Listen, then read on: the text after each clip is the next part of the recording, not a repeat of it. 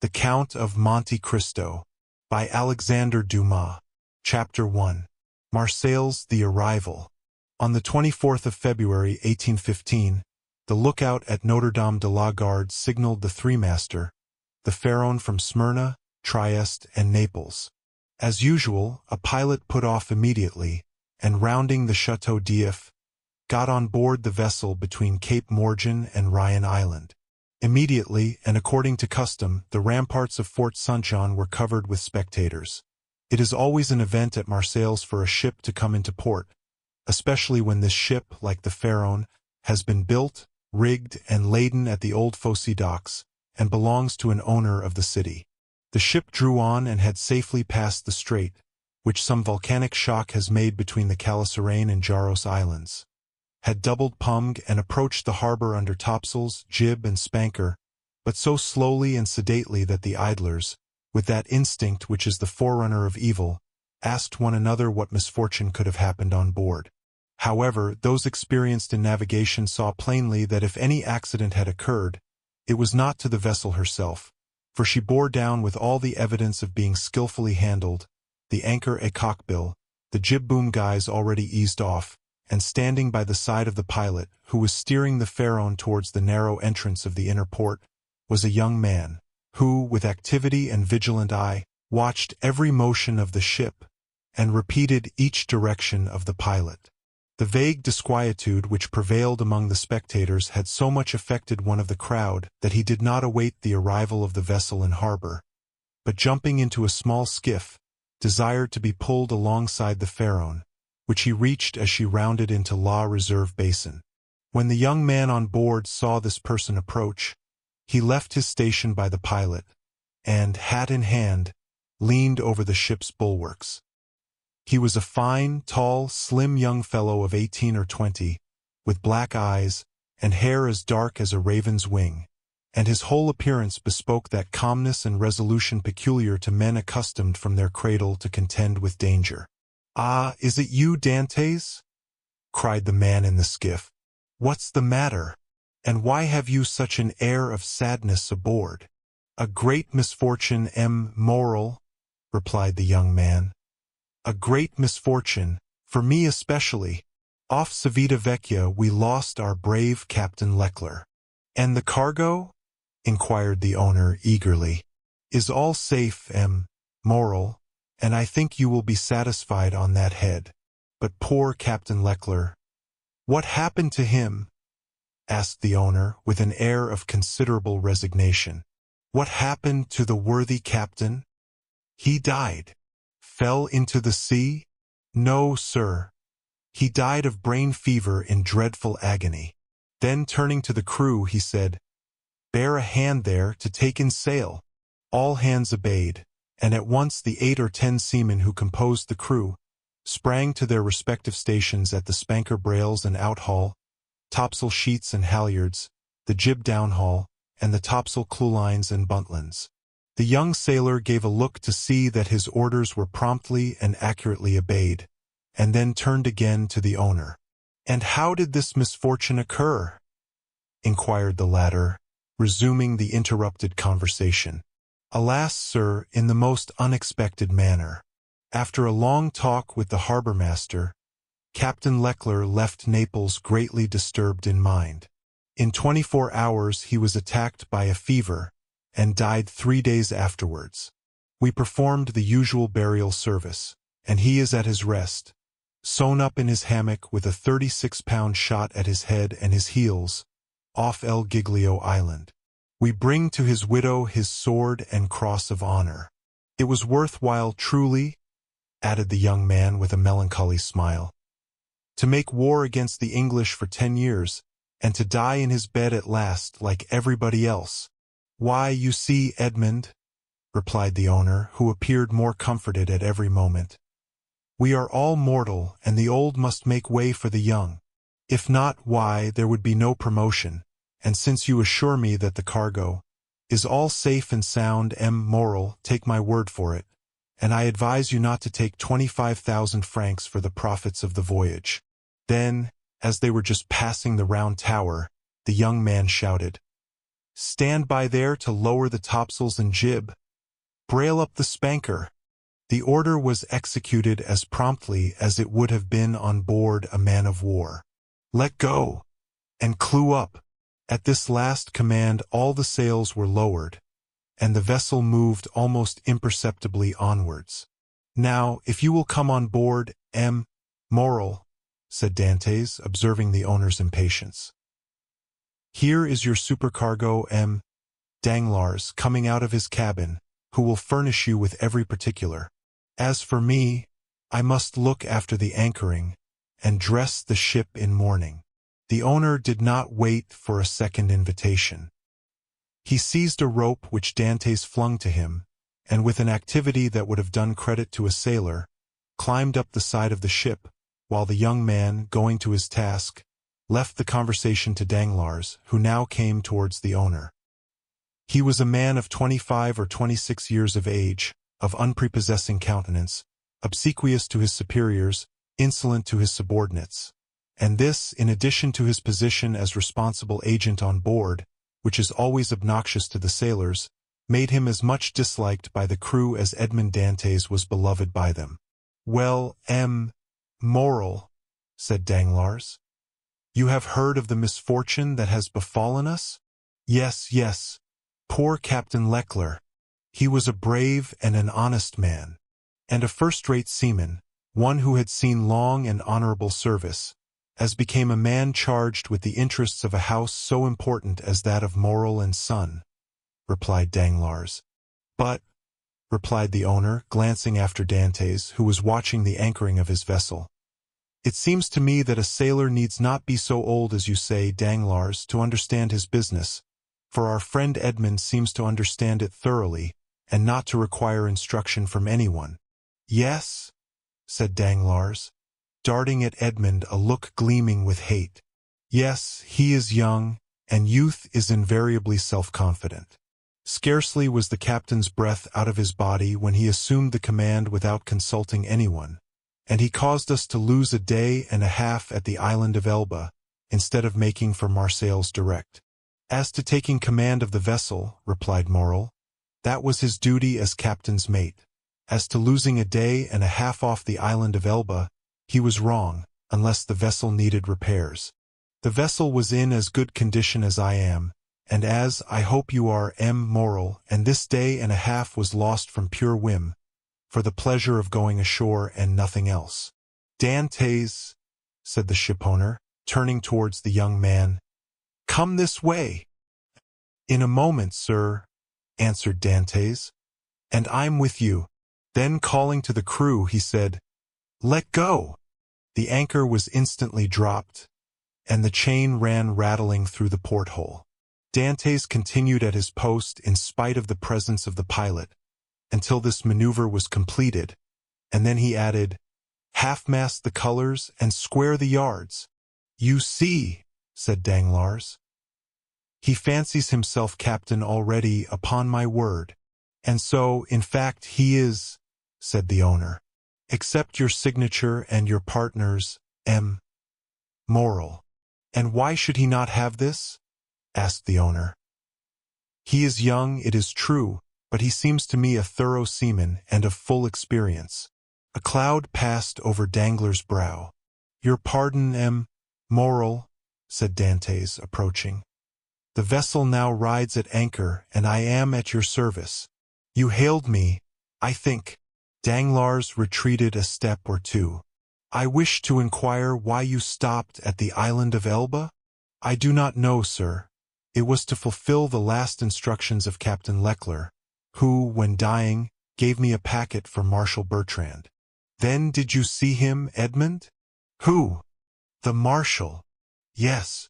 Morel looked around him, and then, drawing Dantès on one side, he said suddenly, "And how is the Emperor?" "Very well, as far as I could judge from the sight of him." "You saw the Emperor, then?" "He entered the Marshal's apartment while I was there." "And you spoke to him?" "Why, it was he who spoke to me, sir," said Dantès with a smile. "And what did he say to you?" "Asked me questions about the vessel, the time she left Marseilles, the course she had taken, and what was her cargo. I believe if she had not been laden, and I had been her master, he would have bought her. But I told him I was only mate, and that she belonged to the firm of Morel and Son. Ah, yes, he said, I know them.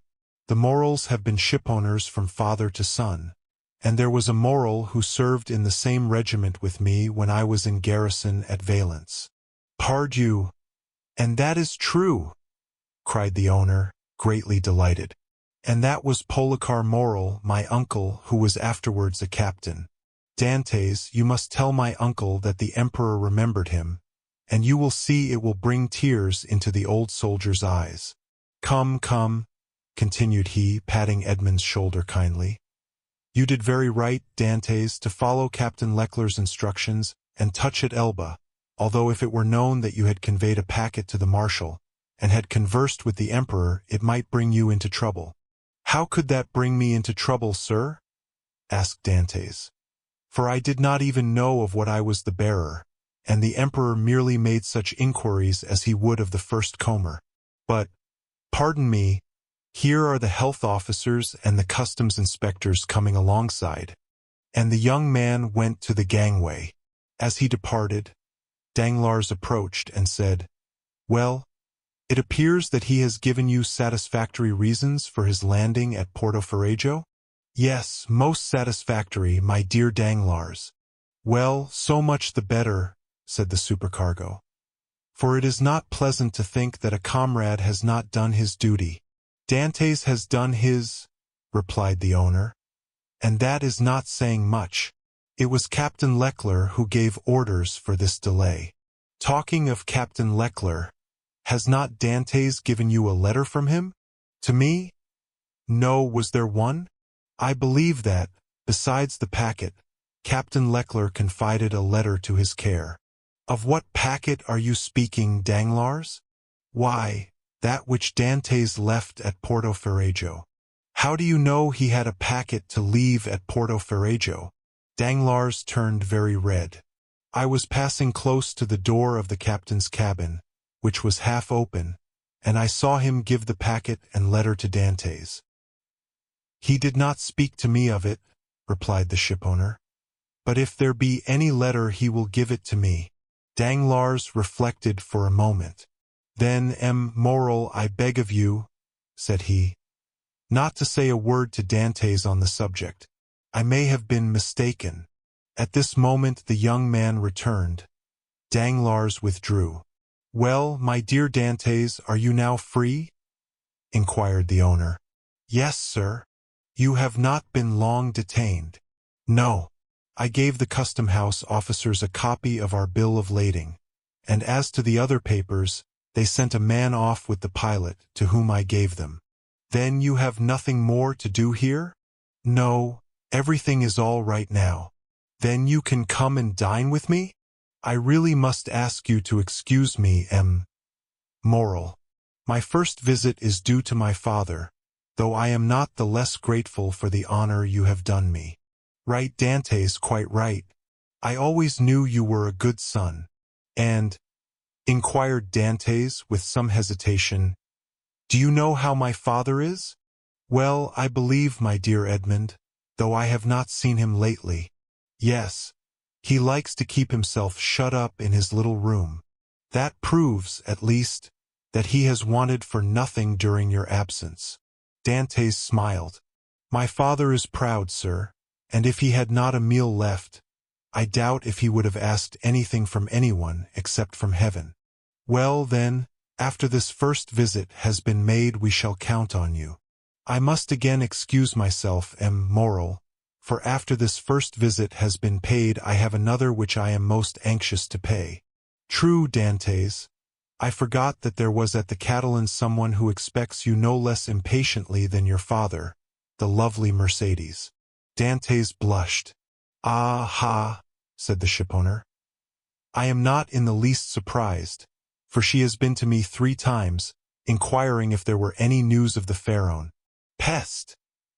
Edmond, you have a very handsome mistress. She is not my mistress, replied the young sailor gravely. She is my betrothed. Sometimes one and the same thing, said Moral with a smile. Not with us, sir, replied Dantès. Well, well, my dear Edmond, continued the owner, don't let me detain you. You have managed my affairs so well that I ought to allow you all the time you require for your own. Do you want any money? No, sir. I have all my pay to take, nearly 3 months' wages. You are a careful fellow, Edmond. Say, I have a poor father, sir. Yes, yes, I know how good a son you are. So now hasten away to see your father. I have a son too, and I should be very wroth with those who detained him from me after a 3 months' voyage. Then I have your leave, sir? Yes, if you have nothing more to say to me. Nothing. Captain Leclerc did not, before he died, give you a letter for me? He was unable to write, sir. But that reminds me that I must ask your leave of absence for some days. To get married? Yes, first, and then to go to Paris. Very good. Have what time you require, Dantès. It will take quite 6 weeks to unload the cargo, and we cannot get you ready for sea until 3 months after that. Only be back again in 3 months for the Pharaon, added the owner, patting the young sailor on the back. Cannot sail without her captain. Without her captain, cried Dantès, his eyes sparkling with animation. Pray mind what you say, for you are touching on the most secret wishes of my heart. Is it really your intention to make me captain of the Pharaon? If I were sole owner, we'd shake hands on it now, my dear Dantès, and call it settled. But I have a partner, and you know the Italian proverb, chi ha compagno ha padrone. He who has a partner has a master. But the thing is at least half done, as you have 1 out of 2 votes. Rely on me to procure you the other. I will do my best. Ah, Moral, exclaimed the young seaman, with tears in his eyes, and grasping the owner's hand. Moral, I thank you in the name of my father and of Mercedes. That's all right, Edmond. There's a providence that watches over the deserving. Go to your father.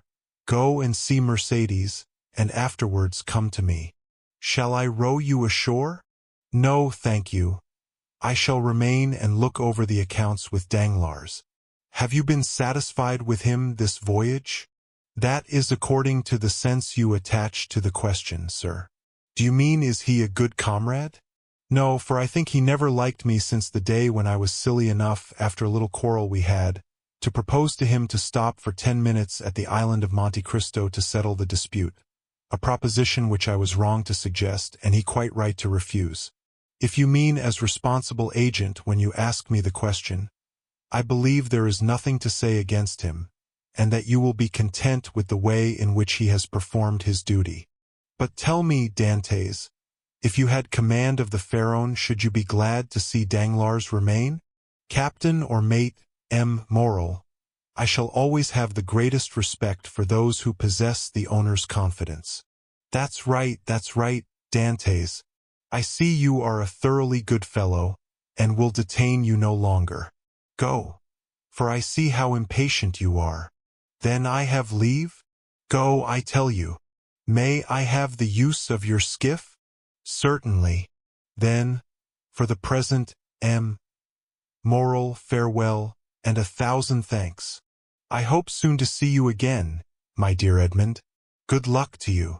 The young sailor jumped into the skiff, and sat down in the stern sheets, with the order that he be put ashore at La Cannebière. The 2 oarsmen bent to their work, and the little boat glided away as rapidly as possible in the midst of the 1,000 vessels which choke up the narrow way which leads between the 2 rows of ships from the mouth of the harbor to the Quai d'Orléans. The shipowner, smiling, followed him with his eyes until he saw him spring out on the quay and disappear in the midst of the throng, which from 5 o'clock in the morning until 9 o'clock at night swarms in the famous street of La Cannebière, a street of which the modern Phocéens are so proud that they say with all the gravity in the world, and with that accent which gives so much character to what is said, if Paris had La Cannebière, Paris would be a second Marseilles. On turning round, the owner saw Danglars behind him, apparently awaiting orders, but in reality also watching the young sailor. But there was a great difference in the expression of the two men who thus followed the movements of Edmond Dantès. Chapter 2. Father and Son.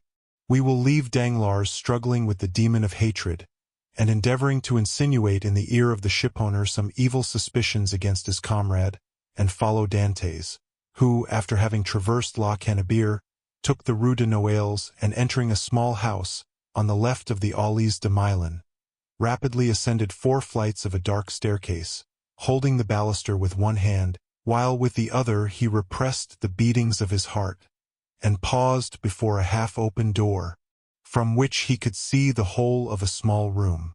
This room was occupied by Dantès' father. The news of the arrival of the Pharaon had not yet reached the old man, who, mounted on a chair, was amusing himself by training with trembling hand the nasturtiums and sprays of clematis that clambered over the trellis at his window. Suddenly, he felt an arm thrown around his body, and a well-known voice behind him exclaimed, "Father! Dear father!" The old man uttered a cry and turned round. Then, seeing his son, he fell into his arms, pale and trembling. "What ails you, my dearest father? Are you ill?" inquired the young man, much alarmed. "No, no, my dear Edmond, my boy, my son. No, but I did not expect you. And joy, the surprise of seeing you so suddenly. Ah, I feel as if I were going to die. Come, come, cheer up, my dear father. 'Tis I, really I. They say joy never hurts, and so I came to you without any warning. Come now, do smile instead of looking at me so solemnly. Here I am back again, and we are going to be happy. Yes, yes, my boy, so we will, replied the old man. But how shall we be happy? Shall you never leave me again? Come, tell me all the good fortune that has befallen you." "God forgive me," said the young man, "for rejoicing at happiness derived from the misery of others, but heaven knows I did not seek this good fortune. It has happened, and I really cannot pretend to lament it.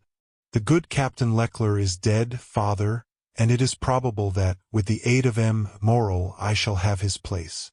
Do you understand, father? Only imagine me a captain at 20 with 100 louis pay, and a share in the profits. Is this not more than a poor sailor like me could have hoped for?" "Yes, my dear boy," replied the old man. "It is very fortunate. Well, then, with the first money I touch, I mean you to have a small house with a garden in which to plant clematis, nasturtiums, and honeysuckle. But what ails you, father? Are you not well?" "'Tis nothing, nothing. It will soon pass away." And as he said so, the old man's strength failed him, and he fell backwards. "Come, come," said the young man. "A glass of wine, father, will revive you. Where do you keep your wine?" "No, no, thanks. You need not look for it. I do not want it," said the old man. "Yes, yes, father. Tell me where it is." And he opened 2 or 3 cupboards. "It is no use," said the old man. "There is no wine." "What, no wine?" said Dantès, turning pale, and looking alternately at the hollow cheeks of the old man and the empty cupboards. "What, no wine? Have you wanted money, father?" "I want nothing now that I have you," said the old man. "Yet," stammered Dantès, wiping the perspiration from his brow, "yet I gave you 200 francs when I left, 3 months ago." "Yes, yes, Edmond, that is true, but you forgot at that time a little debt to our neighbor, Chatteris. He reminded me of it, telling me if I did not pay for you, he would be paid by M. Morel. And so, you see, lest he might do you an injury, well, why, I paid him." "But," cried Dantès, "it was 140 francs I owed Chatteris." "Yes," stammered the old man. "And you paid him out of the 200 francs I left you?" The old man nodded. "So that you have lived for 3 months on 60 francs, muttered Edmond. "You know how little I require," said the old man. "Heaven pardon me," cried Edmond, falling on his knees before his father. "What are you doing? You have wounded me to the heart." "Never mind it, for I see you once more," said the old man. "And now it's all over. Everything is all right again." "Yes, here I am," said the young man, "with a promising future and a little money." "Here, father, here," he said. "Take this, take it and send for something immediately." And he emptied his pockets on the table, the contents consisting of a dozen gold pieces, 5 or 6 5-franc pieces, and some smaller coin. The countenance of old Dantès brightened. "Whom does this belong to?" he inquired. "To me, to you, to us. Take it. Buy some provisions. Be happy, and tomorrow we shall have more." "Gently, gently," said the old man with a smile. "And by your leave I will use your purse moderately, for they would say, if they saw me buy too many things at a time, that I had been obliged to await your return, in order to be able to purchase them. Do as you please. But, first of all, pray have a servant, father. I will not have you left alone so long. I have some smuggled coffee and most capital tobacco, in a small chest in the hold, which you shall have tomorrow. But, hush! Here comes somebody. 'Tis Chatteris, who has heard of your arrival, and no doubt comes to congratulate you on your fortunate return." "Ah, lips that say one thing, while the heart thinks another," murmured Edmond. "But never mind, he is a neighbor who has done us a service on a time, so he's welcome." As Edmond paused, the black and bearded head of Chatteris appeared at the door. He was a man of 25 or 6, and held a piece of cloth, which, being a tailor, he was about to make into a coat lining. "What is it you, Edmond, back again?" said he, with a broad Marseillaise accent, and a grin that displayed his ivory-white teeth. "Yes, as you see, neighbor Chatteris, and ready to be agreeable to you in any and every way," replied Dantès, but ill-concealing his coldness under this cloak of civility. "Thanks, thanks, but fortunately I do not want for anything, and it chances that at times there are others who have need of me." Dantès made a gesture. "I do not allude to you, my boy. No, no. I lent you money, and you returned it. That's like good neighbors, and we are quits." "We are never quits with those who oblige us," was Dantès' reply. "For when we do not owe them money, we owe them gratitude. What's the use of mentioning that? What is done is done. Let us talk of your happy return, my boy. I had gone on the quay to match a piece of mulberry cloth, when I met friend Danglars. "You at Marseilles?" "Yes," says he. "I thought you were at Smyrna." "I was, but am now back again." "And where is the dear boy, our little Edmond?" "Why, with his father, no doubt," replied Danglars. "And so I came," added Chatteris, "as fast as I could to have the pleasure of shaking hands with a friend." "Worthy Chatteris," said the old man. "He is so much attached to us." "Yes, to be sure I am. I love and esteem you, because honest folks are so rare. But it seems you have come back rich, my boy," continued the tailor, looking askance at the handful of gold and silver which Dantès had thrown on the table. The young man remarked the greedy glance which shone in the dark eyes of his neighbor. "Eh?" he said negligently. "This money is not mine. I was expressing to my father my fears that he had wanted many things in my absence, and to convince me he emptied his purse on the table." "Come, father," added Dantès. "Put this money back in your box, unless neighbor Chatteris wants anything, and in that case it is at his service." "No, my boy, no," said Chatteris. "I am not in any want, thank God. My living is suited to my means. Keep your money. Keep it, I say.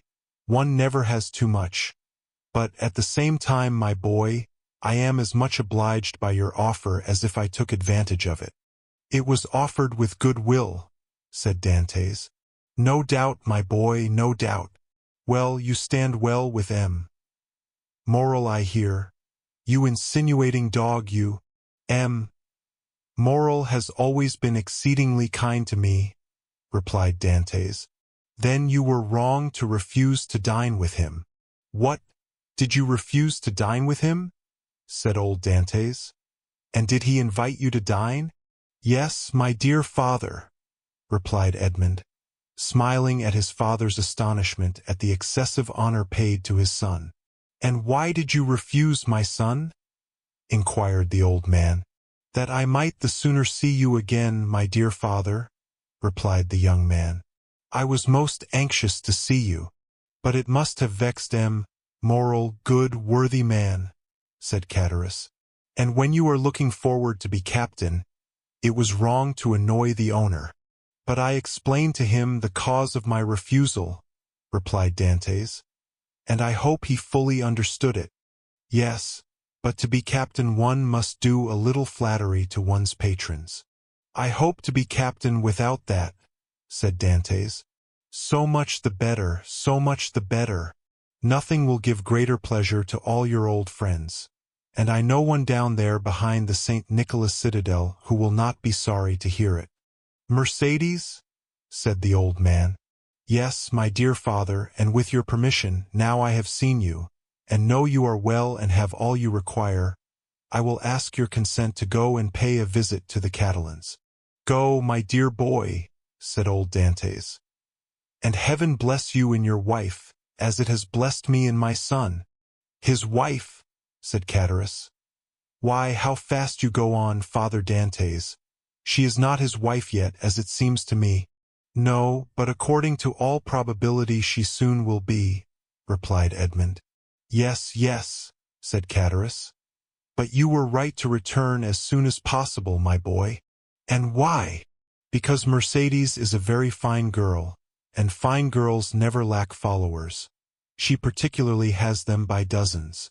"Really?" answered Edmond, with a smile which had in it traces of slight uneasiness. "Ah, yes," continued Chatteris, "and capital offers too. But you know you will be captain, and who could refuse you then?" "Meaning to say," replied Dantès, with a smile which but ill concealed his trouble, "that if I were not a captain—" said Chatteris, shaking his head. "Come, come," said the sailor. "I have a better opinion than you of women in general, and of Mercedes in particular, and I am certain that, captain or not, she will remain ever faithful to me." "So much the better, so much the better," said Chatteris. "When one is going to be married, there is nothing like implicit confidence.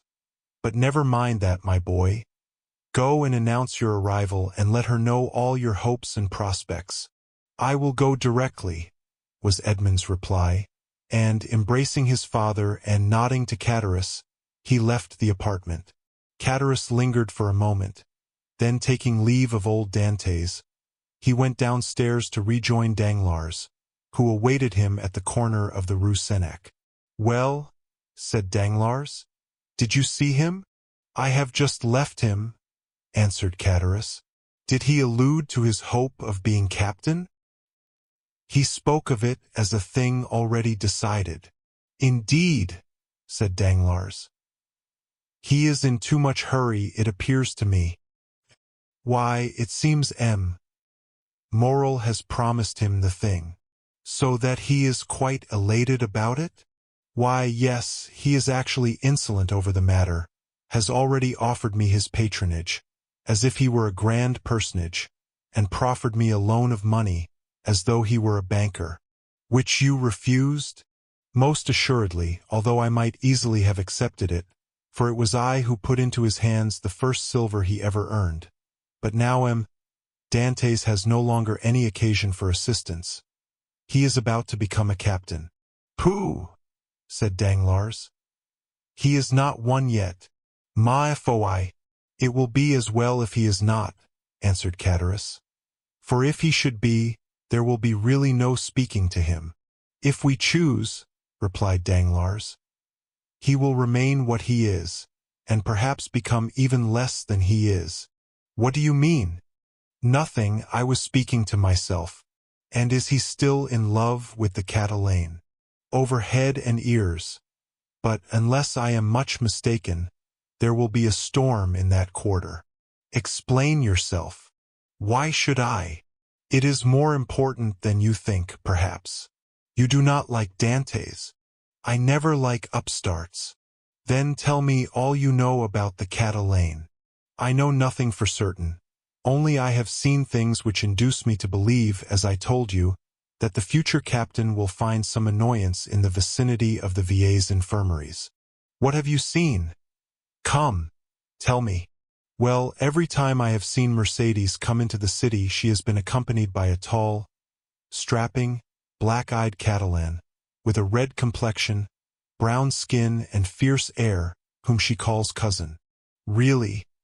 And you think this cousin pays her attentions? I only suppose so. What else can a strapping chap of 21 mean with a fine wench of 17? And you say that Dantès has gone to the Catalans? He went before I came down. Let us go the same way. We will stop at La Reserve, and we can drink a glass of La Malgue whilst we wait for news. Come along, said Catullus. But you pay the score. Of course, replied Danglars, and going quickly to the designated place, they called for a bottle of wine and 2 glasses. Père Pamphile had seen Dantès pass not 10 minutes before, and assured that he was at the Catalans, they sat down under the budding foliage of the planes and sycamores, in the branches of which the birds were singing their welcome to one of the first days of spring.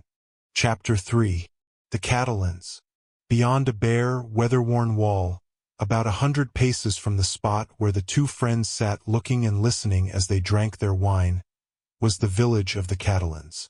Long ago this mysterious colony quitted Spain, and settled on the tongue of land on which it is to this day. Whence it came no one knew, and it spoke an unknown tongue. One of its chiefs, who understood Provençal, begged the commune of Marseilles to give them this bare and barren promontory, where, like the sailors of old, they had run their boats ashore. The request was granted, and 3 months afterwards, around the 12 or 15 small vessels which had brought these gypsies of the sea, a small village sprang up. This village, constructed in a singular and picturesque manner, half Moorish, half Spanish, still remains, and is inhabited by descendants of the first comers, who speak the language of their fathers. For 3 or 4 centuries they have remained upon this small promontory, on which they had settled like a flight of seabirds, without mixing with the Marseillaise population, intermarrying, and preserving their original customs and the costume of their mother country as they have preserved its language. Our readers will follow us along the only street of this little village, and enter with us one of the houses, which is sunburned to the beautiful dead-leaf color peculiar to the buildings of the country, and within coated with whitewash, like a Spanish posada. A young and beautiful girl, with hair as black as jet, her eyes as velvety as the gazelle's, was leaning with her back against the wainscot, rubbing in her slender, delicately molded fingers a bunch of heath blossoms, the flowers of which she was picking off and strewing on the floor. Her arms, bare to the elbow, brown, and modeled after those of the Arlesian Venus, moved with a kind of restless impatience, and she tapped the earth with her arched and supple foot, so as to display the pure and full shape of her well-turned leg, in its red cotton, gray and blue-clocked stocking. At 3 paces from her, seated in a chair which he balanced on 2 legs, leaning his elbow on an old worm-eaten table, was a tall young man of 20 or 22, who was looking at her with an air in which vexation and uneasiness were mingled. He questioned her with his eyes, but the firm and steady gaze of the young girl controlled his look. "You see, Mercedes," said the young man, "here is Easter come round again. Tell me, is this the moment for a wedding? I have answered you 100 times, Fernand, and really you must be very stupid to ask me again. Well, repeat it. Repeat it, I beg of you, that I may at last believe it. Tell me for the 100th time that you refuse my love, which had your mother's sanction. Make me understand once for all that you are trifling with my happiness, that my life or death are nothing to you. Ah, to have dreamed for 10 years of being your husband, Mercedes, and to lose that hope, which was the only stay of my existence. At least it was not I who ever encouraged you in that hope, Fernand, replied Mercedes. You cannot reproach me with the slightest coquetry. I have always said to you, I love you as a brother. But do not ask from me more than sisterly affection, for my heart is another's. Is not this true, Fernand? Yes, that is very true, Mercedes, replied the young man. Yes, you have been cruelly frank with me. But do you forget that it is among the Catalans a sacred law to intermarry? You mistake, Fernand. It is not a law, but merely a custom, and, I pray of you, do not cite this custom in your favor. You are included in the conscription, Fernand, and are only at liberty on sufferance, liable at any moment to be called upon to take up arms. Once a soldier, what would you do with me? A poor orphan, forlorn, without fortune, with nothing but a half-ruined hut and a few ragged nets, the miserable inheritance left by my father to my mother, and by my mother to me? She has been dead a year, and, Fernand, I have subsisted almost entirely on public charity. Sometimes you pretend I am useful to you, and that is an excuse to share with me the produce of your fishing, and I accept it, Fernand, because you are the son of my father's brother, because we were brought up together, and still more because it would give you so much pain if I refuse.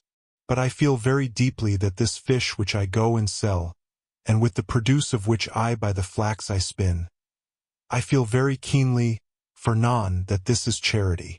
And if it were, Mercedes, poor and lone as you are, you suit me as well as the daughter of the first shipowner or the richest banker of Marseilles. What do such as we desire but a good wife and careful housekeeper? And where can I look for these better than in you? Fernand, answered Mercedes, shaking her head. A woman becomes a bad manager, and who shall say she will remain an honest woman when she loves another man better than her husband? Rest content with my friendship, for I say once more that is all I can promise, and I will promise no more than I can bestow. I understand, replied Fernand. You can endure your own wretchedness patiently, but you are afraid to share mine. Well, Mercedes, beloved by you, I would tempt fortune. You would bring me good luck, and I should become rich. I could extend my occupation as a fisherman, might get a place as clerk in a warehouse, and become in time a dealer myself. You could do no such thing, Fernand. You are a soldier, and if you remain at the Catalans it is because there is no war. So remain a fisherman, and contented with my friendship, as I cannot give you more. Well, I will do better, Mercedes. I will be a sailor. Instead of the costume of our fathers, which you despise, I will wear a varnished hat, a striped shirt, and a blue jacket with an anchor on the buttons. Would not that dress please you? What do you mean? Asked Mercedes with an angry glance. What do you mean? I do not understand you. I mean, Mercedes, that you are thus harsh and cruel with me, because you are expecting someone who is thus attired. But perhaps he whom you await is inconstant, or if he is not, the sea is so to him. Fernand, cried Mercedes. I believed you were good-hearted, and I was mistaken. Fernand, you are wicked to call to your aid jealousy and the anger of God. Yes, I will not deny it, I do await, and I do love him of whom you speak. And, if he does not return, instead of accusing him of the inconstancy which you insinuate, I will tell you that he died loving me and me only. The young girl made a gesture of rage. I understand you, Fernand. You would be revenged on him because I do not love you. You would cross your Catalan knife with his dirk. What end would that answer? To lose you my friendship if he were conquered, and see that friendship changed into hate if you were victor. Believe me, to seek a quarrel with a man is a bad method of pleasing the woman who loves that man. No, Fernand, you will not thus give way to evil thoughts. Unable to have me for your wife, you will content yourself with having me for your friend and sister. And besides, she added, her eyes troubled and moistened with tears, wait, Fernand. You said just now that the sea was treacherous, and he has been gone 4 months, and during these 4 months there have been some terrible storms. Fernand made no reply, nor did he attempt to check the tears which flowed down the cheeks of Mercedes. although for each of these tears he would have shed his heart's blood. But these tears flowed for another.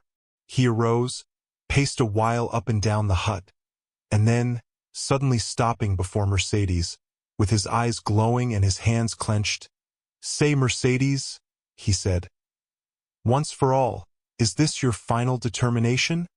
"I love Edmond Dantès," the young girl calmly replied, "and none but Edmond shall ever be my husband." "And you will always love him?" "As long as I live." Fernand let fall his head like a defeated man, heaved a sigh that was like a groan, and then suddenly looking her full in the face, with clenched teeth and expanded nostrils, said, "But if he is dead, if he is dead, I shall die too. If he has forgotten you—" "Mercedes!" called a joyous voice from without. "Mercedes!" "Ah!" exclaimed the young girl, blushing with delight, and fairly leaping in excessive love. "You see he has not forgotten me, for here he is," and rushing towards the door, she opened it, saying, "Here, Edmond, here I am." Fernand, pale and trembling, drew back, like a traveler at the sight of a serpent, and fell into a chair beside him. Edmond and Mercedes were clasped in each other's arms. The burning Marseille's sun, which shot into the room through the open door, covered them with a flood of light. At first they saw nothing around them. Their intense happiness isolated them from all the rest of the world, and they only spoke in broken words, which are the tokens of a joy so extreme that they seem rather the expression of sorrow. Suddenly Edmond saw the gloomy, pale, and threatening countenance of Fernand, as it was defined in the shadow. By a movement for which he could scarcely account to himself, the young Catalan placed his hand on the knife at his belt. "Ah, your pardon," said Dantès, frowning in his turn. "I did not perceive that there were three of us."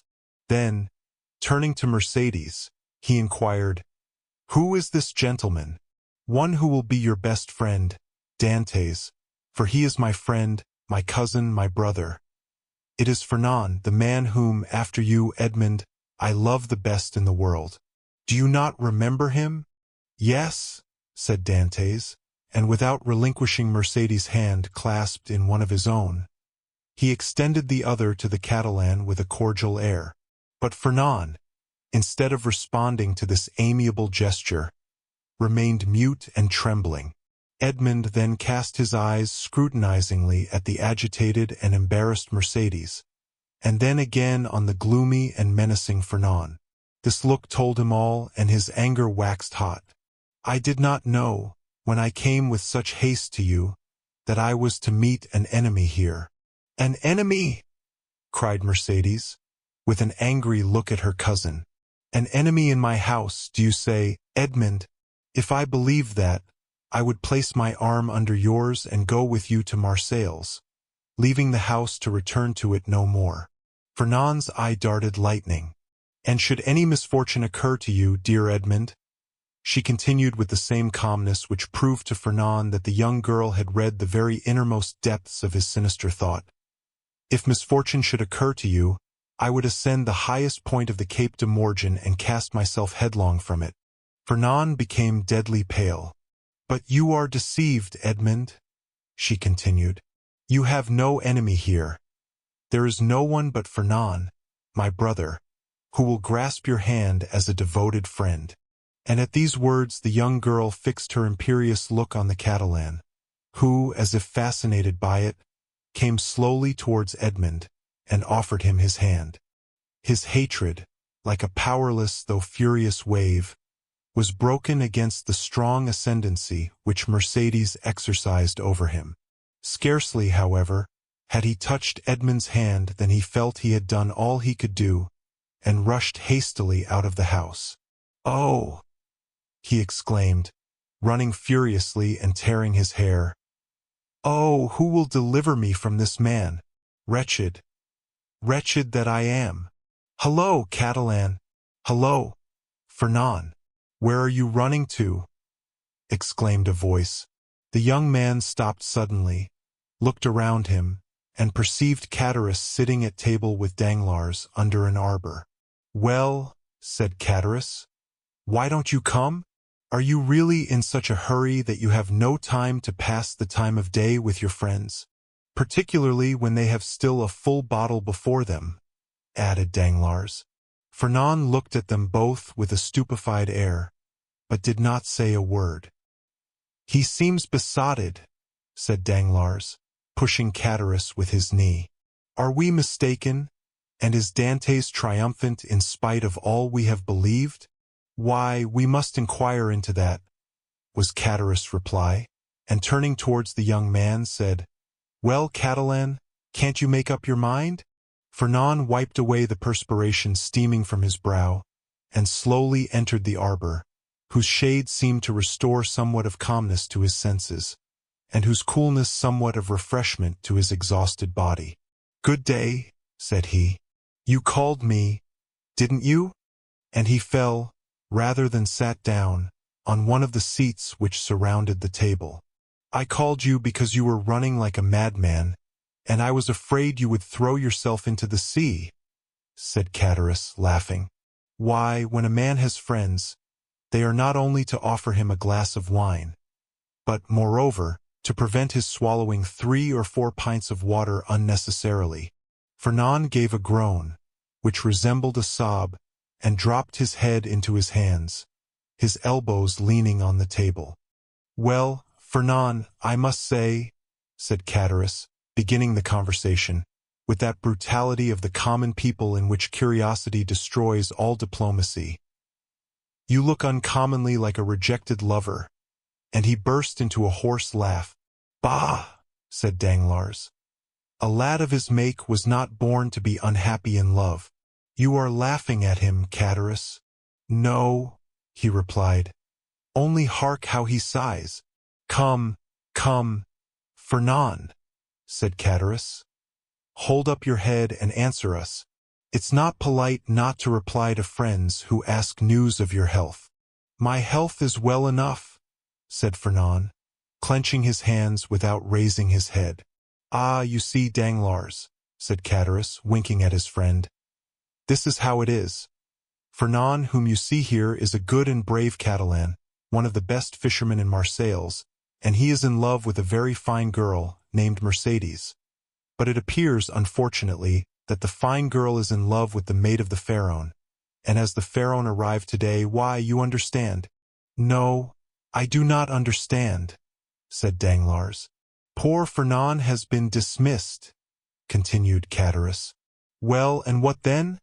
said Fernand, lifting up his head, and looking at Chatteris like a man who looks for someone on whom to vent his anger. "Mercedes is not accountable to any person, is she? Is she not free to love whomsoever she will?" "Oh, if you take it in that sense," said Chatteris, "it is another thing.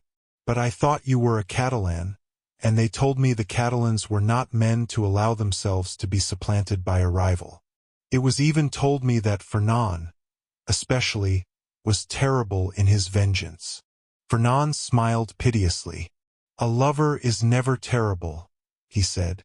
"Poor fellow," remarked Danglars, affecting to pity the young man from the bottom of his heart. "Why, you see, he did not expect to see Dantès return so suddenly. He thought he was dead, perhaps, or perchance faithless.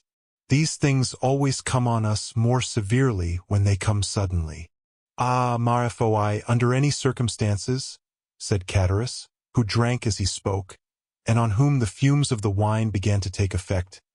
"Under any circumstances Fernand is not the only person put out by the fortunate arrival of Dantès. Is he, Danglars?" "No, you are right, and I should say that would bring him ill luck."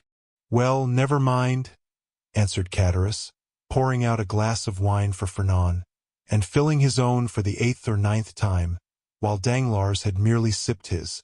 "Never mind, in the meantime he marries Mercedes, the lovely Mercedes. At least he returns to do that."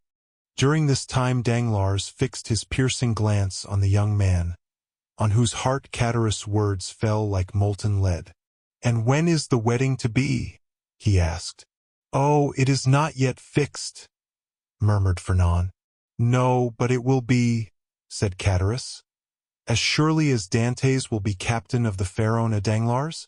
Danglars shuddered at this unexpected attack, and turned to Chatteris, whose countenance he scrutinized, to try and detect whether the blow was premeditated. But he read nothing but envy in a countenance already rendered brutal and stupid by drunkenness. Well, said he, filling the glasses, let us drink to Captain Edmond Dantès, husband of the beautiful Catalane. Chatteris raised his glass to his mouth with unsteady hand, and swallowed the contents at a gulp. Fernand dashed his on the ground. Eh, stammered Chatteris. What do I see down there by the wall in the direction of the Catalans? Look, Fernand, your eyes are better than mine. I believe I see double. You know wine is a deceiver, but I should say it was two lovers walking side by side, and hand in hand. Heaven forgive me. They do not know that we can see them, and they are actually embracing. Danglars did not lose one pang that Fernand endured. Do you know them, Fernand? He said. Yes, was the reply in a low voice. It is Edmond and Mercedes. Ah, see there now, said Chatteris. And I did not recognize them. Hello, Dantès. Hello, lovely damsel. Come this way, and let us know when the wedding is to be. For Fernand here is so obstinate he will not tell us. Hold your tongue, will you? Said Danglars, pretending to restrain Chatteris, who, with the tenacity of drunkards, leaned out of the arbor. Try to stand upright, and let the lovers make love without interruption. See, look at Fernand and follow his example. He is well behaved. Fernand, probably excited beyond bearing, pricked by Danglars, as the bull is by the bandolieros, was about to rush out. For he had risen from his seat, and seemed to be collecting himself to dash headlong upon his rival, when Mercedes, smiling and graceful, lifted up her lovely head, and looked at them with her clear and bright eyes. At this Fernand recollected her threat of dying if Edmond died, and dropped again heavily on his seat. Danglars looked at the two men, one after the other, the one brutalized by liquor, the other overwhelmed with love. I shall get nothing from these fools, he muttered, and I am very much afraid of being here between a drunkard and a coward. Here's an envious fellow making himself boozy on wine when he ought to be nursing his wrath, and here is a fool who sees the woman he loves stolen from under his nose and takes on like a big baby. Yet this Catalan has eyes that glisten like those of the vengeful Spaniards, Sicilians, and Calabrians, and the other has fists big enough to crush an ox at one blow. Unquestionably, Edmond's star is in the ascendant, and he will marry the splendid girl. He will be captain, too, and laugh at us all unless— a sinister smile passed over Danglars' lips. Unless I take a hand in the affair, he added. Hullo! Continued Chatteris, half rising, and with his fist on the table. Hullo, Edmond! Do you not see your friends? Or are you too proud to speak to them? No, my dear fellow, replied Dantès. I am not proud, but I am happy, and happiness blinds, I think, more than pride. Ah, very well, that's an explanation, said Chatteris. How do you do, Madame Dantès? Mercedes courtesied gravely and said, That is not my name, and in my country it bodes ill fortune, they say, to call a young girl by the name of her betrothed before he becomes her husband. So call me Mercedes, if you please. We must excuse our worthy neighbor, Chatteris, said Dantès. He is so easily mistaken. So, then, the wedding is to take place immediately, Dantès, said Danglars, bowing to the young couple. As soon as possible, Danglars. Today all preliminaries will be arranged at my father's, and tomorrow, or next day at latest, the wedding festival here at La Reserve. My friends will be there, I hope. That is to say, you are invited, Danglars, and you, Chatteris. And Fernand, said Chatteris with a chuckle. Fernand, too, is invited. My wife's brother is my brother, said Edmond. and we, Mercedes and I, should be very sorry if he were absent at such a time. Fernand opened his mouth to reply, but his voice died on his lips, and he could not utter a word. Today the preliminaries, tomorrow or next day the ceremony. You are in a hurry, Captain. Danglars, said Edmond, smiling. I will say to you as Mercedes said just now to Chatteris, do not give me a title which does not belong to me, that may bring me bad luck. Your pardon, replied Danglars. I merely said you seemed in a hurry, and we have lots of time. The Pharaon cannot be under way again in less than 3 months. We are always in a hurry to be happy, M. Danglars.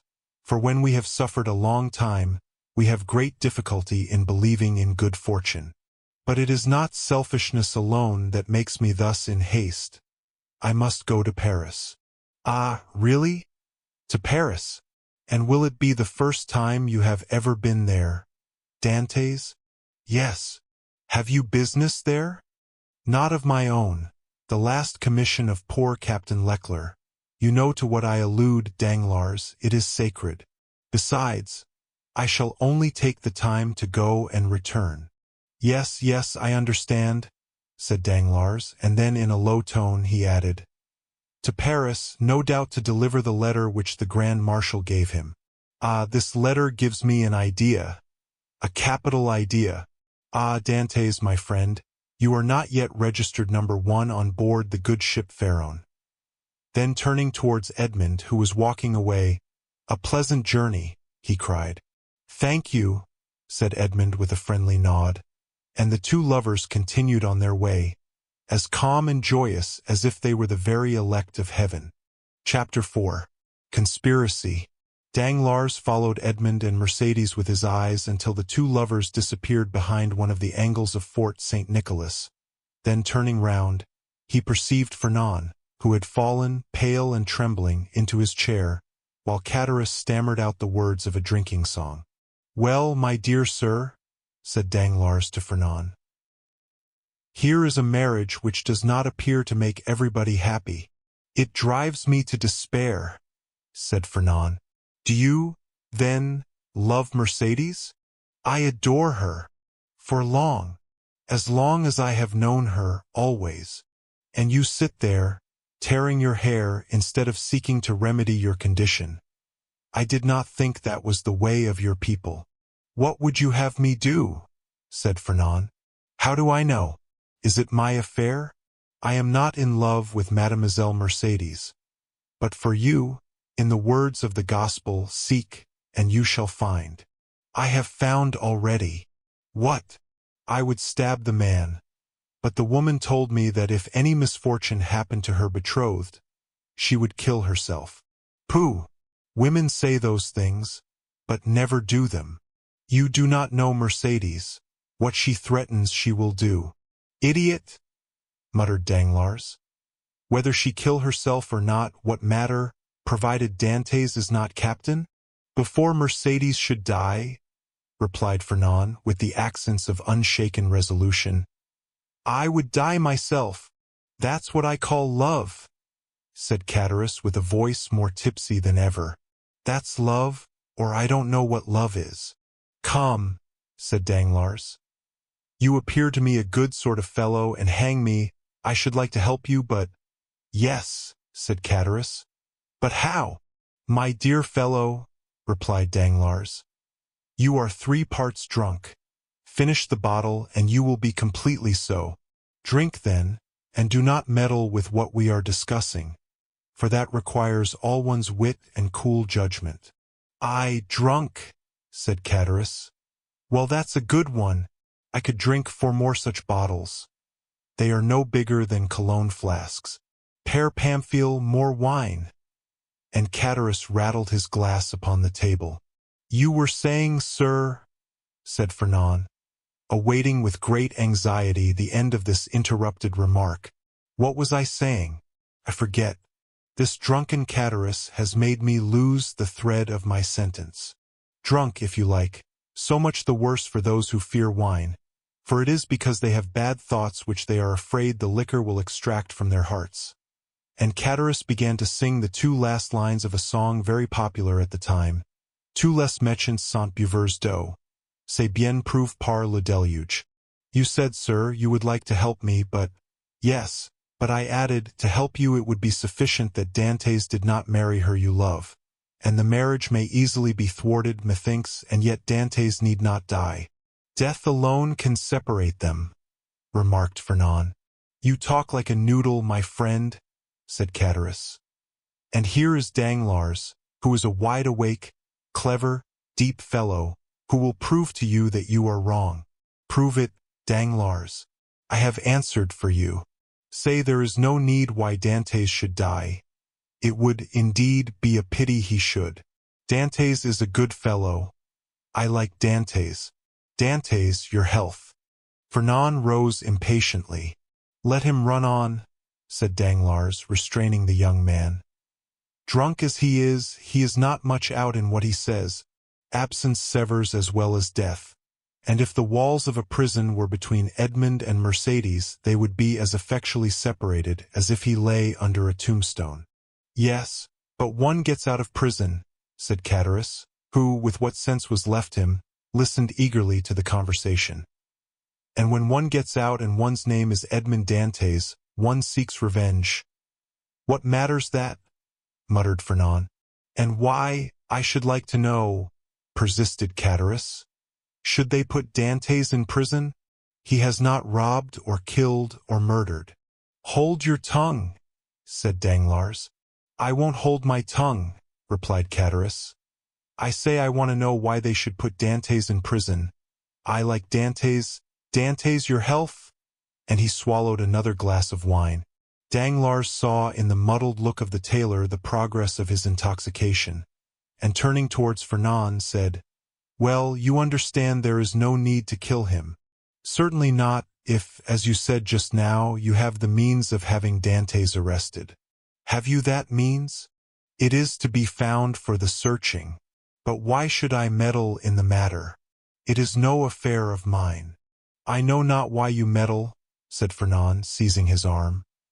But this I know, you have some motive of personal hatred against Dantès, for he who himself hates is never mistaken in the sentiments of others. Motives of hatred against Dantès? None, on my word. I saw you were unhappy, and your unhappiness interested me. That's all. But since you believe I act for my own account, adieu, my dear friend, get out of the affair as best you may. And Danglars rose as if he meant to depart. No, no, said Fernand, restraining him. Stay. It is of very little consequence to me at the end of the matter whether you have any angry feeling or not against Dantès. I hate him. I confess it openly. Do you find the means, I will execute it, provided it is not to kill the man. For Mercedes has declared she will kill herself if Dantès is killed. Chatteris, who had let his head drop on the table, now raised it, and looking at Fernand with his dull and fishy eyes, he said, Kill Dantès! Who talks of killing Dantès? I won't have him killed. I won't. He's my friend, and this morning offered to share his money with me, as I shared mine with him. I won't have Dantès killed. I won't. And who has said a word about killing him, Muddlehead? Replied Danglars. We were merely joking. Drink to his health, he added, filling Chatteris' glass. And do not interfere with us. Yes, yes, Dantès' good health, said Chatteris, emptying his glass. Here's to his health, hurrah! But the means, said Fernand. Have you not hit upon any? Asked Danglars. No. You undertook to do so. True, replied Danglars. The French have the superiority over the Spaniards, that the Spaniards ruminate, while the French invent. Do you invent, then? Said Fernand impatiently. Waiter, said Danglars. Pen, ink, and paper. Pen, ink, and paper, muttered Fernand. Yes, I am a supercargo. Pen, ink, and paper are my tools, and without my tools I am fit for nothing. Pen, Ink and paper, then, called Fernand loudly. There's what you want on that table, said the waiter. Bring them here. The waiter did as he was desired. When one thinks, said Chatteris, letting his hand drop on the paper, there is here wherewithal to kill a man more sure than if we waited at the corner of a wood to assassinate him. I have always had more dread of a pen, a bottle of ink, and a sheet of paper, than of a sword or pistol. The fellow is not so drunk as he appears to be, said Danglars. Give him some more wine, Fernand. Fernand filled Chatteris' glass, who, like the confirmed toper he was, lifted his hand from the paper and seized the glass. The Catalan watched him until Chatteris, almost overcome by this fresh assault on his senses, rested, or rather dropped, his glass upon the table. Well, resumed the Catalan, as he saw the final glimmer of Chatteris' reason vanishing before the last glass of wine. Well, then, I should say, for instance, resumed Danglars, that if after a voyage such as Dantès has just made, in which he touched at the island of Elba, someone were to denounce him to the king's procure as a Bonapartist agent. I will denounce him, exclaimed the young man hastily. Yes, but they will make you then sign your declaration, and confront you with him you have denounced. I will supply you with the means of supporting your accusation, for I know the fact well. But Dantès cannot remain forever in prison, and one day or other he will leave it, and the day when he comes out, woe betide him who was the cause of his incarceration. Oh, I should wish nothing better than that he would come and seek a quarrel with me. Yes, and Mercedes, who will detest you if you have only the misfortune to scratch the skin of her dearly beloved Edmond. True, said Fernand. No, continued Danglars. If we resolve on such a step, it would be much better to take, as I now do, this pen, dip it into this ink, and write with the left hand, that the writing may not be recognized, the denunciation we propose. And Danglars, uniting practice with theory, wrote with his left hand, and in a writing reversed from his usual style, and totally unlike it, the following lines, which he handed to Fernand, and which Fernand read in an undertone.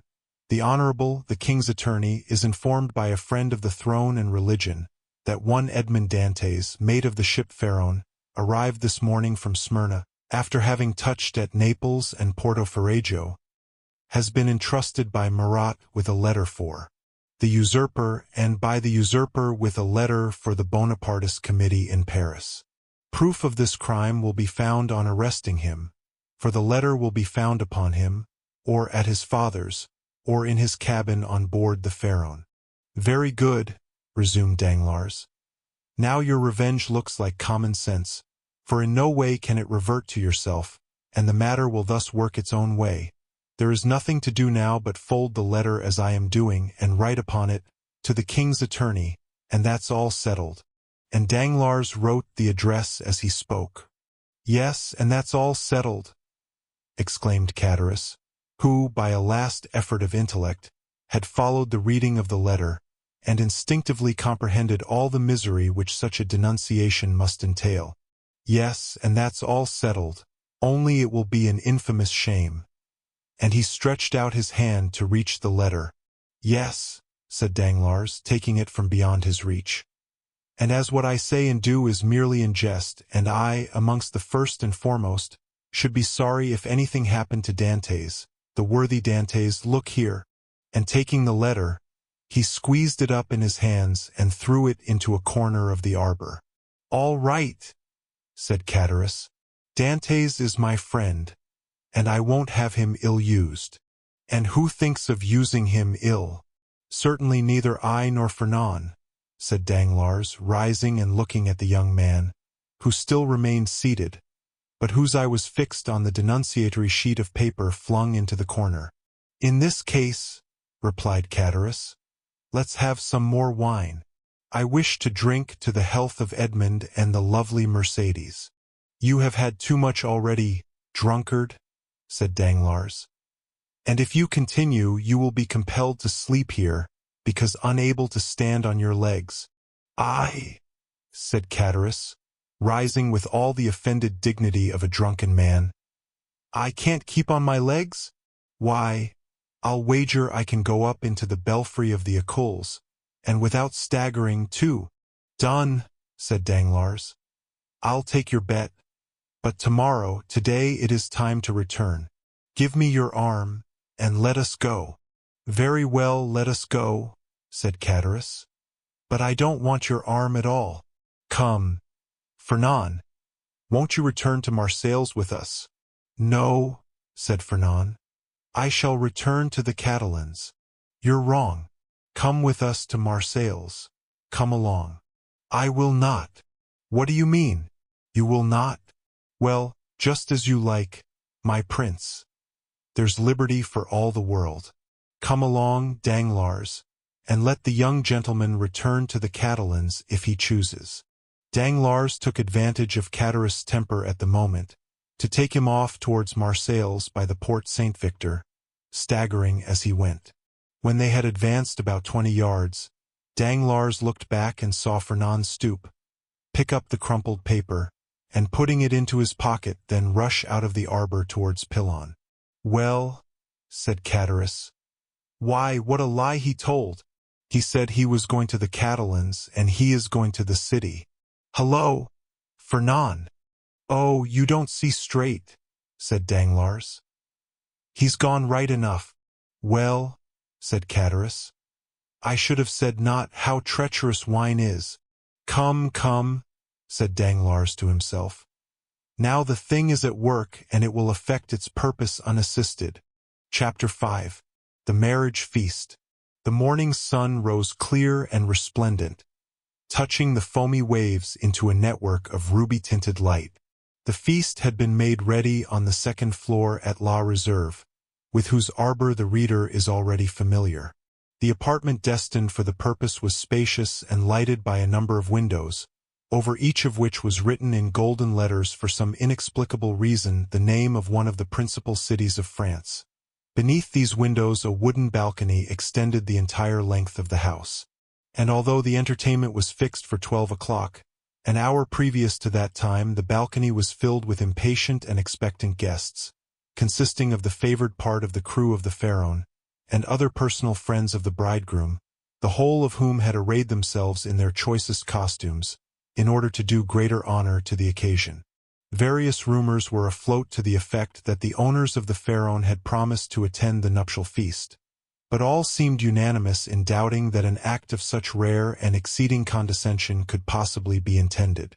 Danglars, however, who now made his appearance, accompanied by Catullus, effectually confirmed the report, stating that he had recently conversed with M. Morel, who had himself assured him of his intention to dine at La Réserve. In fact, a moment later M. Morel appeared and was saluted with an enthusiastic burst of applause from the crew of the Pharaon, who hailed the visit of the shipowner as a sure indication that the man whose wedding feast he thus delighted to honor would ere long be first in command of the ship. And as Dantès was universally beloved on board his vessel, the sailors put no restraint on their tumultuous joy at finding that the opinion and choice of their superiors so exactly coincided with their. With the entrance of M. Morel, Danglars and Catullus were dispatched in search of the bridegroom to convey to him the intelligence of the arrival of the important personage whose coming had created such a lively sensation, and to beseech him to make haste. Danglars and Catullus set off upon their errand at full speed. But ere they had gone many steps they perceived a group advancing towards them, composed of the betrothed pair, a party of young girls in attendance on the bride, by whose side walked Dantès' father, the whole brought up by Fernand, whose lips wore their usual sinister smile. Neither Mercédès nor Edmond observed the strange expression of his countenance. They were so happy that they were conscious only of the sunshine and the presence of each other. Having acquitted themselves of their errand, and exchanged a hearty shake of the hand with Edmond, Danglars and Catullus took their places beside Fernand and old Dantès, the latter of whom attracted universal notice. The old man was attired in a suit of glistening watered silk, trimmed with steel buttons, beautifully cut and polished. His thin but wiry legs were arrayed in a pair of richly embroidered clocked stockings, evidently of English manufacture, while from his three-cornered hat depended a long streaming knot of white and blue ribbons. Thus he came along, supporting himself on a curiously carved stick, his aged countenance lit up with happiness, looking for all the world like one of the aged dandies of 1796, parading the newly opened gardens of the Tuileries and Luxembourg. Beside him glided Chatteris, whose desire to partake of the good things provided for the wedding party had induced him to become reconciled to the Dantès, father and son, although there still lingered in his mind a faint and unperfect recollection of the events of the preceding night. Just as the brain retains on waking in the morning the dim and misty outline of a dream. As Danglars approached the disappointed lover, he cast on him a look of deep meaning, while Fernand, as he slowly paced behind the happy pair, who seemed, in their own unmixed content, to have entirely forgotten that such a being as himself existed, was pale and abstracted. Occasionally, however, a deep flush would overspread his countenance, and a nervous contraction distort his features, while, with an agitated and restless gaze, he would glance in the direction of Marseilles, like one who either anticipated or foresaw some great and important event. Dantès himself was simply, but becomingly, clad in the dress peculiar to the merchant service, a costume somewhat between a military and a civil garb, and with his fine countenance, radiant with joy and happiness, a more perfect specimen of manly beauty could scarcely be imagined.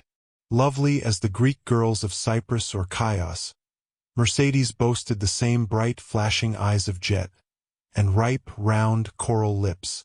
She moved with the light, free step of an Arlesian or an Andalusian. One more practiced in the arts of great cities would have hid her blushes beneath a veil, or, at least, have cast down her thickly fringed lashes, so as to have concealed the liquid luster of her animated eyes. But, on the contrary, the delighted girl looked around her with a smile that seemed to say, "If you are my friends, rejoice with me, for I am very happy." As soon as the bridal party came in sight of La Réserve, M. Morrel descended and came forth to meet it, followed by the soldiers and sailors there assembled, to whom he had repeated the promise already given, that Dantès should be the successor to the late Captain Leclerc. Edmond, at the approach of his patron, respectfully placed the arm of his affianced bride within that of M. Morrel, who, forthwith conducting her up the flight of wooden steps leading to the chamber in which the feast was prepared, was gaily followed by the guests, beneath whose heavy tread the slight structure creaked and groaned for the space of several minutes. "Father," said Mercedes, stopping when she had reached the center of the table, "sit, I pray you, on my right hand. On my left I will place him who has ever been as a brother to me," pointing with a soft and gentle smile to Fernand. But her words and looks seemed to inflict the direst torture on him, for his lips became ghastly pale, and even beneath the dark hue of his complexion the blood might be seen retreating as though some sudden pang drove it back to the heart. During this time, Dantès, at the opposite side of the table, had been occupied in similarly placing his most honored guests. M. Morrel was seated at his right hand, Danglars at his left, while, at a sign from Edmond, the rest of the company ranged themselves as they found it most agreeable. Then they began to pass around the dusky, piquant Arlesian sausages, and lobsters in their dazzling red cuirasses, prawns of large size and brilliant color, the echinus with its prickly outside and dainty morsel within, the clovis, esteemed by the epicures of the South as more than rivaling the exquisite flavor of the oyster. All the delicacies, in fact, that are cast up by the wash of waters on the sandy beach, and styled by the grateful fishermen fruits of the sea. "A pretty silence truly," said the old father of the bridegroom, as he carried to his lips a glass of wine of the hue and brightness of the topaz, and which had just been placed before Mercedes herself. Now, would anybody think that this room contained a happy, merry party, who desire nothing better than to laugh and dance the hours away? "Ah," sighed Chatteris, "a man cannot always feel happy because he is about to be married." "The truth is," replied Dantès, "that I am too happy for noisy mirth. If that is what you meant by your observation, my worthy friend, you are right. Joy takes a strange effect at times. It seems to oppress us almost the same as sorrow. Danglars looked towards Fernand, whose excitable nature received and betrayed each fresh impression. "Why, what ails you?" asked he of Edmond. "Do you fear any approaching evil? I should say that you were the happiest man alive at this instant." "And that is the very thing that alarms me," returned Dantès. "Man does not appear to me to be intended to enjoy felicity so unmixed. Happiness is like the enchanted palaces we read of in our childhood, where fierce, fiery dragons defend the entrance and approach, and monsters of all shapes and kinds, requiring to be overcome ere victory is ours. I own that I am lost in wonder to find myself promoted to an honor of which I feel myself unworthy, that of being the husband of Mercédès." "Nay, nay," cried Catullus, smiling. "You have not attained that honor yet. Mercédès is not yet your wife. Just assume the tone and manner of a husband, and see how she will remind you that your hour is not yet come." The bride blushed, while Fernand, restless and uneasy, seemed to start at every fresh sound, and from time to time wiped away the large drops of perspiration that gathered on his brow. "Well, never mind that, neighbor Catullus. It is not worth while to contradict me for such a trifle as that. 'Tis true that Mercédès is not actually my wife, but," added he, drawing out his watch, "in an hour and a half she will be." A general exclamation of surprise ran round the table, with the exception of the elder Dantès, whose laugh displayed the still perfect beauty of his large white teeth. Mercédès looked pleased and gratified, while Fernand grasped the handle of his knife with a convulsive clutch. "In an hour?" inquired Danglars, turning pale. "How is that, my friend?" "Why, thus it is," replied Dantès. "Thanks to the influence of M. Morrel, to whom, next to my father, I owe every blessing I enjoy, every difficulty has been removed. We have purchased permission to waive the usual delay, and at 2:30 the mayor of Marseilles will be waiting for us at the city hall. Now, as 1:15 has already struck, I do not consider I have asserted too much in saying that in another hour and 30 minutes Mercédès will have become Madame Dantès." Fernand closed his eyes, a burning sensation passed across his brow, and he was compelled to support himself by the table to prevent his falling from his chair. But in spite of all his efforts, he could not refrain from uttering a deep groan, which, however, was lost amid the noisy felicitations of the company. "Upon my word," cried the old man, "you make short work of this kind of affair.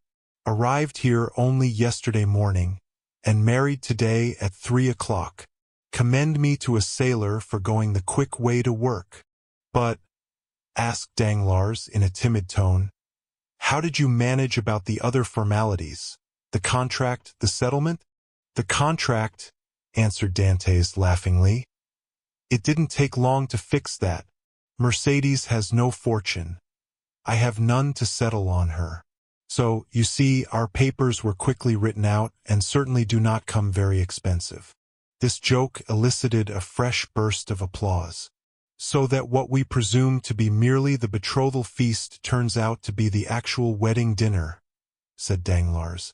"No, no," answered Dantès. "Don't imagine I am going to put you off in that shabby manner. Tomorrow morning I start for Paris. For days to go and the same to return, with 1 day to discharge the commission entrusted to me, is all the time I shall be absent. I shall be back here by the 1st of March, and on the 2nd I give my real marriage feast." This prospect of fresh festivity redoubled the hilarity of the guests to such a degree that the elder Dantès, who, at the commencement of the repast, had commented upon the silence that prevailed, now found it difficult, amid the general din of voices, to obtain a moment's tranquillity in which to drink to the health and prosperity of the bride and bridegroom. Dantès, perceiving the affectionate eagerness of his father, responded by a look of grateful pleasure, while Mercédès glanced at the clock and made an expressive gesture to Edmond. Around the table reigned that noisy hilarity which usually prevails at such a time among people sufficiently free from the demands of social position not to feel the trammels of etiquette. Such as at the commencement of the repast had not been able to seat themselves according to their inclination rose unceremoniously, and sought out more agreeable companions. Everybody talked at once, without waiting for a reply, and each one seemed to be contented with expressing his or her own thoughts. Fernand's paleness appeared to have communicated itself to Danglars. As for Fernand himself, he seemed to be enduring the tortures of the damned. Unable to rest, he was among the first to quit the table, and, as though seeking to avoid the hilarious mirth that rose in such deafening sounds, he continued, in utter silence, to pace the farther end of the salon. Chatteris approached him just as Danglars, whom Fernand seemed most anxious to avoid, had joined him in a corner of the room. "Upon my word," said Chatteris, from whose mind the friendly treatment of Dantès, united with the effect of the excellent wine he had partaken of, had effaced every feeling of envy or jealousy at Dantès' good fortune. "Upon my word, Dantès is a downright good fellow, and when I see him sitting there beside his pretty wife that is so soon to be, I cannot help thinking it would have been a great pity to have served him that trick you were planning yesterday." "Oh, there was no harm meant," answered Danglars. "At first I certainly did feel somewhat uneasy as to what Fernand might be tempted to do, but when I saw how completely he had mastered his feelings, even so far as to become one of his rival's attendants, I knew there was no further cause for apprehension." Chatteris looked full at Fernand. He was ghastly pale. "Certainly," continued Danglars, "the sacrifice was no trifling one, when the beauty of the bride is concerned. Upon my soul, that future captain of mine is a lucky dog. Gad, I only wish he would let me take his place." "Shall we not set forth?" asked the sweet, silvery voice of Mercedes. 2 o'clock has just struck, and you know we are expected in a quarter of an hour." "To be sure! To be sure!" cried Dantès, eagerly quitting the table. "Let us go directly." His words were re-echoed by the whole party, with vociferous cheers. At this moment Danglars, who had been incessantly observing every change in Fernand's look and manner, saw him stagger and fall back, with an almost convulsive spasm, against a seat placed near one of the open windows. At the same instant his ear caught a sort of indistinct sound on the stairs, followed by the measured tread of soldiery, with the clanking of swords and military accoutrements. Then came a hum and buzz as of many voices, so as to deaden even the noisy mirth of the bridal party, among whom a vague feeling of curiosity and apprehension quelled every disposition to talk, and almost instantaneously the most death-like stillness prevailed. The sounds drew nearer. 3 blows were struck upon the panel of the door. The company looked at each other in consternation. "I demand admittance," said a loud voice outside the room. "In the name of the law." As no attempt was made to prevent it, the door was opened, and a magistrate, wearing his official scarf, presented himself, followed by 4 soldiers and a corporal. Uneasiness now yielded to the most extreme dread on the part of those present. "May I venture to inquire the reason of this unexpected visit?" said M. Morrel, addressing the magistrate, whom he evidently knew. "There is doubtless some mistake easily explained." "If it be so," replied the magistrate, "rely upon every reparation being made. Meanwhile, I am the bearer of an order of arrest, and although I most reluctantly perform the task assigned me, it must nevertheless be fulfilled.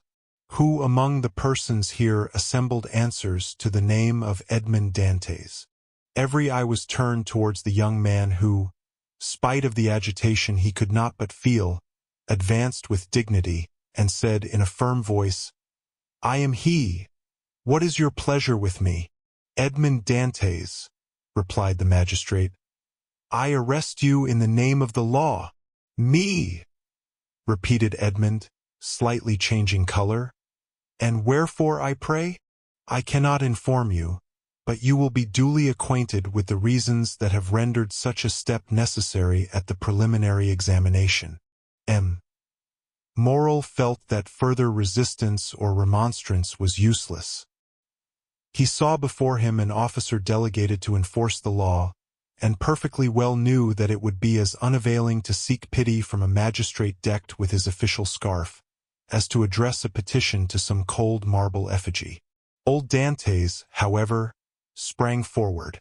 There are situations which the heart of a father or a mother cannot be made to understand. He prayed and supplicated in terms so moving that even the officer was touched, and, although firm in his duty, he kindly said, "My worthy friend, let me beg of you to calm your apprehensions. Your son has probably neglected some prescribed form or attention in registering his cargo, and it is more than probable he will be set at liberty directly he has given the information required, whether touching the health of his crew or the value of his freight." "What is the meaning of all this?" inquired Chatteris, frowningly, of Danglars, who had assumed an air of utter surprise. "How can I tell you?" replied he. "I am, like yourself, utterly bewildered at all that is going on, and cannot in the least make out what it is about." Chatteris then looked around for Fernand, but he had disappeared. The scene of the previous night now came back to his mind with startling clearness. The painful catastrophe he had just witnessed appeared effectually to have rent away the veil which the intoxication of the evening before had raised between himself and his memory. So, said he in a hoarse and choking voice to Danglars. "This, then, I suppose, is a part of the trick you were concerting yesterday? All I can say is, that if it be so, 'tis an ill turn, and well deserves to bring double evil on those who have projected it." "Nonsense," returned Danglars. "I tell you again I have nothing whatever to do with it. Besides, you know very well that I tore the paper to pieces." "No, you did not," answered Chatteris. "You merely threw it by. I saw it lying in a corner." "Hold your tongue, you fool. What should you know about it?" "Why, you were drunk." "Where is Fernand?" inquired Chatteris. "How do I know?" replied Danglars. "Gone, as every prudent man ought to be, to look after his own affairs, most likely. Never mind where he is. Let you and I go and see what is to be done for our poor friends." During this conversation, Dantès, after having exchanged a cheerful shake of the hand with all his sympathizing friends, had surrendered himself to the officer sent to arrest him, merely saying, "Make yourselves quite easy, my good fellows. There is some little mistake to clear up, that's all, depend upon it, and very likely I may not have to go so far as the prison to effect that." "Oh, to be sure," responded Danglars, who had now approached the group. "Nothing more than a mistake, I feel quite certain." Dantès descended the staircase, preceded by the magistrate, and followed by the soldiers. A carriage awaited him at the door. He got in, followed by 2 soldiers and the magistrate, and the vehicle drove off towards Marseilles. "Adieu, adieu, dearest Edmond," cried Mercédès, stretching out her arms to him from the balcony. The prisoner heard the cry, which sounded like the sob of a broken heart, and leaning from the coach he called out, "Goodbye, Mercédès. We shall soon meet again." Then the vehicle disappeared round one of the turnings of Fort St. Nicholas. "Wait for me here, all of you," cried M. Morrel.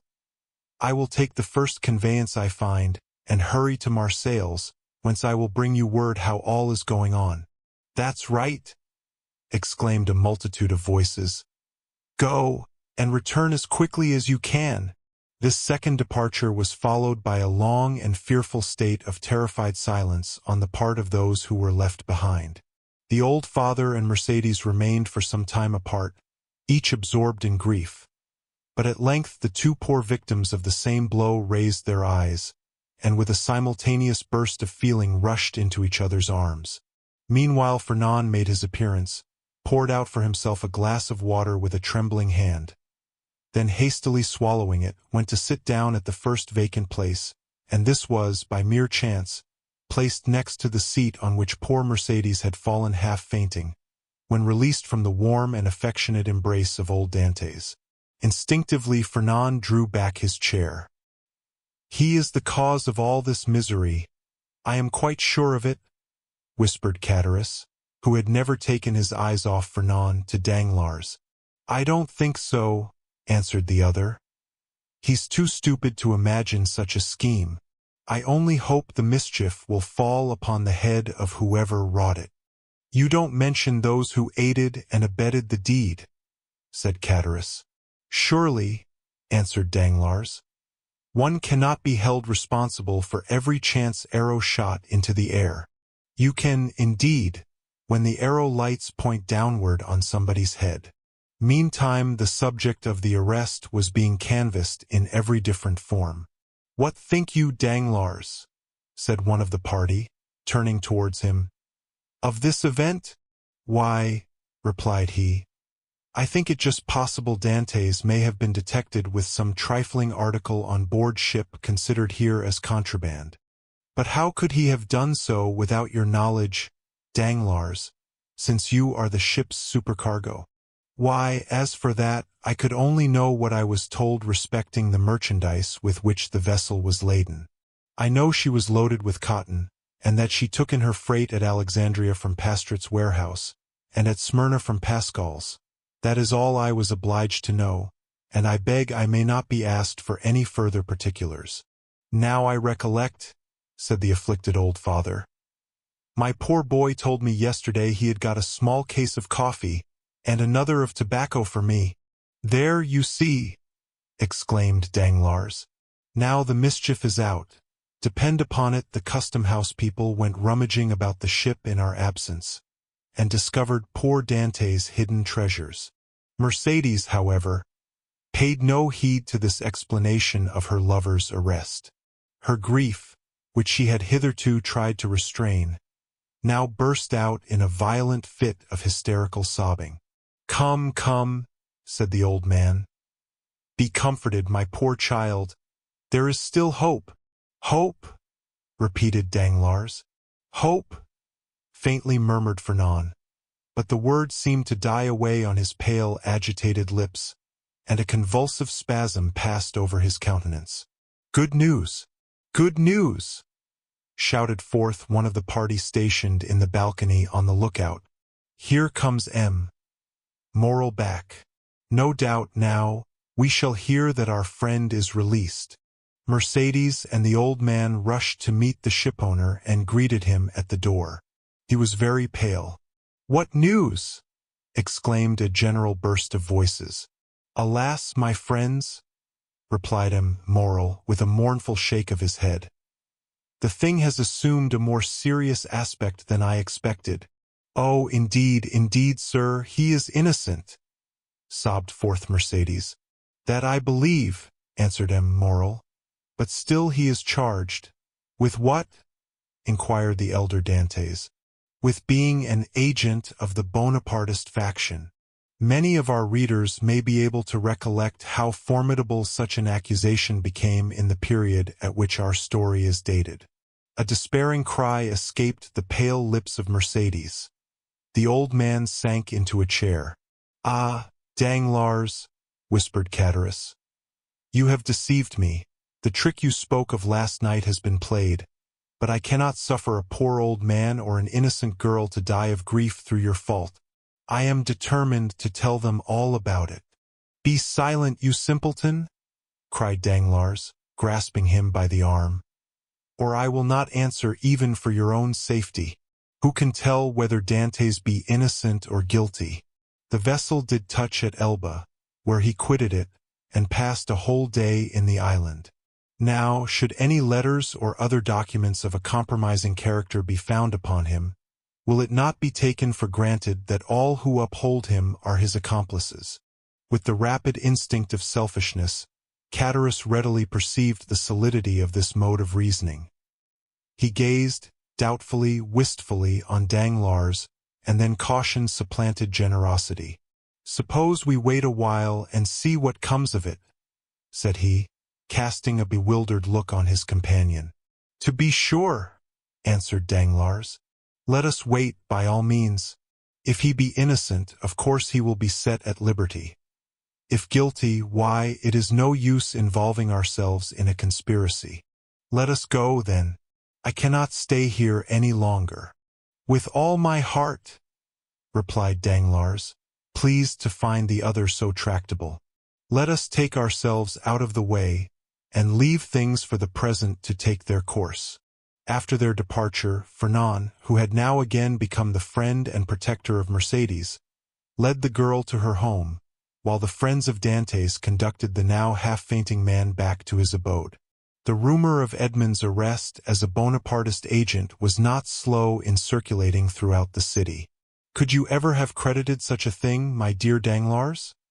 asked M. Morrel, as, on his return to the port for the purpose of gleaning fresh tidings of Dantès, from M. de Villefort, the assistant procureur, he overtook his supercargo and Catullus. "Could you have believed such a thing possible?"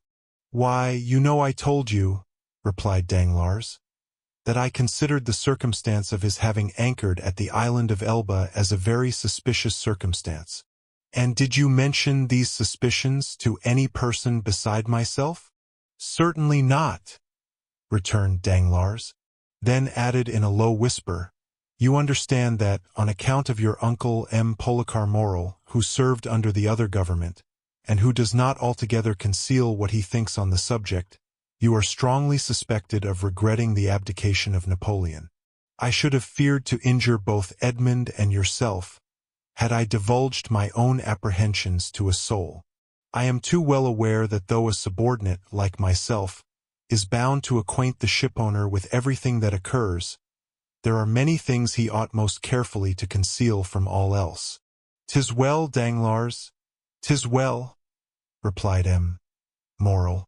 "You are a worthy fellow, and I had already thought of your interests in the event of poor Edmond having become captain of the Pharaon. Is it possible you were so kind?"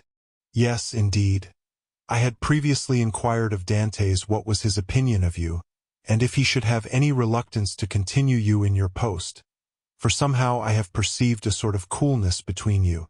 "And what was his reply?" "That he certainly did think he had given you offense in an affair which he merely referred to without entering into particulars, but that whoever possessed the good opinion and confidence of the ship's owner would have his preference also." "The hypocrite!" murmured Danglars. "Poor Dantès," said Catullus. "No one can deny his being a noble-hearted young fellow. But meanwhile," continued M. Morrel, "here is the Pharaon without a captain." "Oh," replied Danglars, "since we cannot leave this port for the next 3 months, let us hope that ere the expiration of that period Dantès will be set at liberty." "No doubt. But in the meantime, I am entirely at your service, M. Morrel," answered Danglars. "You know that I am as capable of managing a ship as the most experienced captain in the service, and it will be so far advantageous to you to accept my services, that upon Edmond's release from prison no further change will be requisite on board the Pharaon than for Dantès and myself each to resume our respective posts." "Thanks, Danglars. That will smooth over all difficulties. I fully authorize you at once to assume the command of the Pharaon, and look carefully to the unloading of her freight. Private misfortunes must never be allowed to interfere with business. Be easy on that score, M. Morrel. But do you think we shall be permitted to see our poor Edmond?"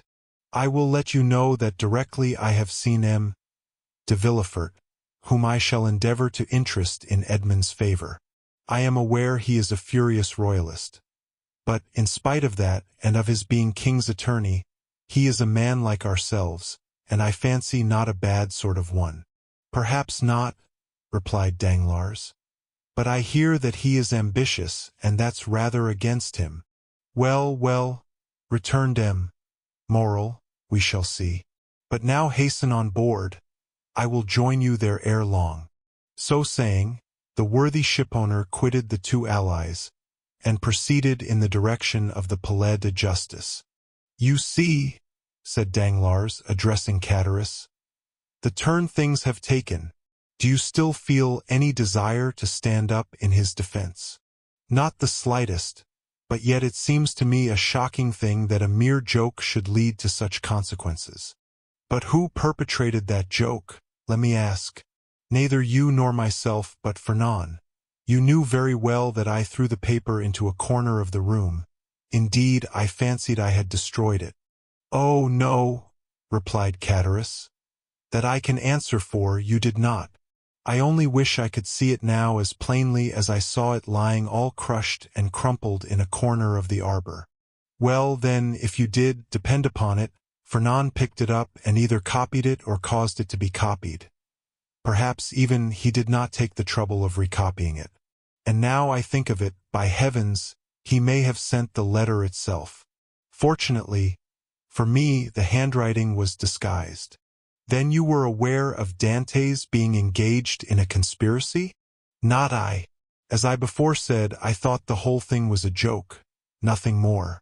It seems, however, that I have unconsciously stumbled upon the truth. Still, argued Chatteris, I would give a great deal if nothing of the kind had happened, or at least that I had had no hand in it. You will see, Danglars, that it will turn out an unlucky job for both of us. Nonsense! If any harm come of it, it should fall on the guilty person, and that, is Fernand. How can we be implicated in any way?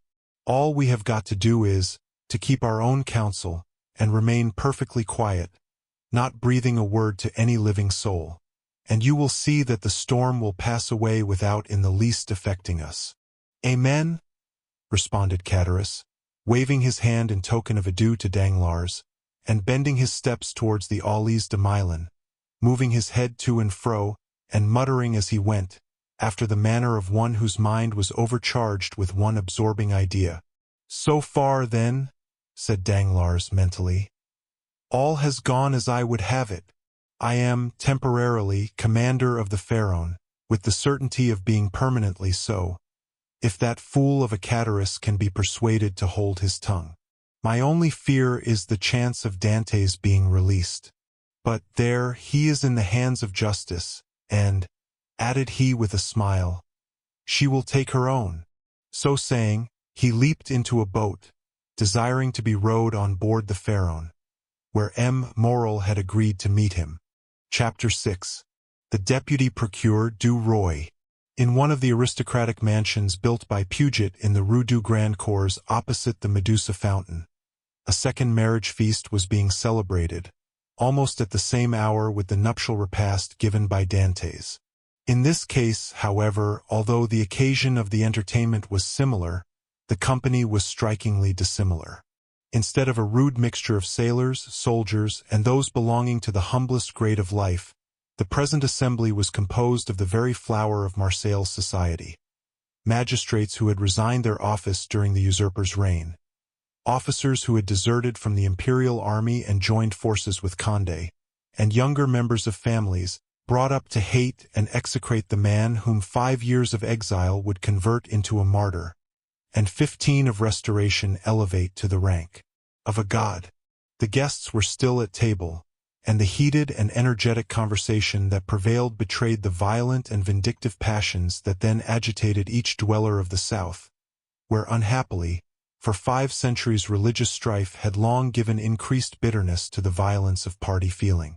The emperor, now king of the petty island of Elba, after having held sovereign sway over 1/2 of the world, counting as his subjects a small population of 5,000 or 6,000 souls, after having been accustomed to hear the vive Napoleons of 120 millions of human beings, uttered in 10 different languages, was looked upon here as a ruined man, separated forever from any fresh connection with France or claim to her throne. The magistrates freely discussed their political views. The military part of the company talked unreservedly of Moscow and Leipzig, while the women commented on the divorce of Josephine. It was not over the downfall of the man, but over the defeat of the Napoleonic idea, that they rejoiced, and in this they foresaw for themselves the bright and cheering prospect of a revivified political existence. An old man, decorated with the Cross of St. Louis, now rose and proposed the health of King Louis XVIII. It was the Marquis de Saint-Méran. This toast, recalling at once the patient exile of Hartwell and the peace-loving King of France, excited universal enthusiasm. Glasses were elevated in the air à l'anglaise, and the ladies, snatching their bouquets from their fair bosoms, strewed the table with their floral treasures. In a word, an almost poetical fervor prevailed. "Ah," said the Marquise de Saint-Méran, a woman with a stern, forbidding eye, though still noble and distinguished in appearance, despite her 50 years.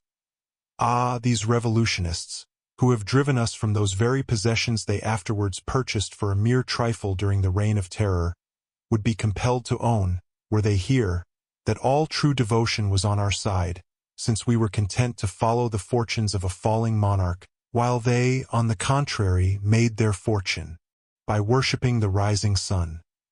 Yes, yes, they could not help admitting that the king, for whom we sacrificed rank, wealth, and station, was truly our Louis the well-beloved, while their wretched usurper has been, and ever will be, to them their evil genius, their Napoleon the accursed. Am I not right, Villefort? I beg your pardon, madam. I really must pray you to excuse me, but, in truth, I was not attending to the conversation." "Marquise, interposed the old nobleman who had proposed the toast. "Let the young people alone. Let me tell you, on one's wedding day there are more agreeable subjects of conversation than dry politics." "Never mind, dearest mother," said a young and lovely girl, with a profusion of light brown hair, and eyes that seemed to float in liquid crystal. "'Tis all my fault for seizing upon him de Villefort, so as to prevent his listening to what you said. But there, now take him, he is your own for as long as you like. M. Villefort, I beg to remind you my mother speaks to you. If the Marquise will deign to repeat the words I but imperfectly caught, I shall be delighted to answer," said M. de Villefort. "Never mind, Renée," replied the Marquise, with a look of tenderness that seemed out of keeping with her harsh, dry features. "But, however all other feelings may be withered in a woman's nature, there is always one bright smiling spot in the desert of her heart, and that is the shrine of maternal love. I forgive you. What I was saying, Villefort, was that the Bonapartists had not our sincerity, enthusiasm, or devotion.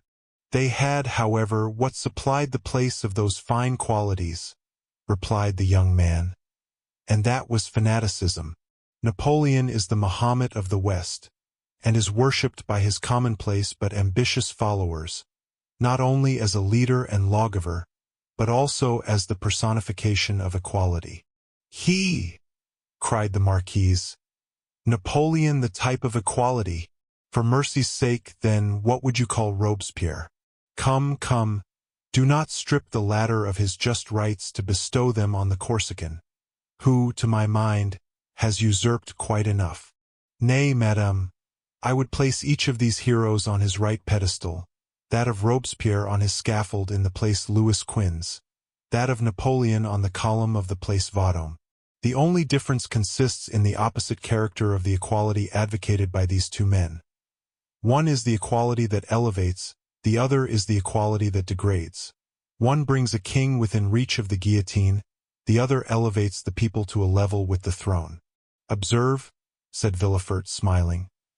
I do not mean to deny that both these men were revolutionary scoundrels, and that the 9th Thermidor and the 4th of April in the year 1814 were lucky days for France, worthy of being gratefully remembered by every friend to monarchy and civil order.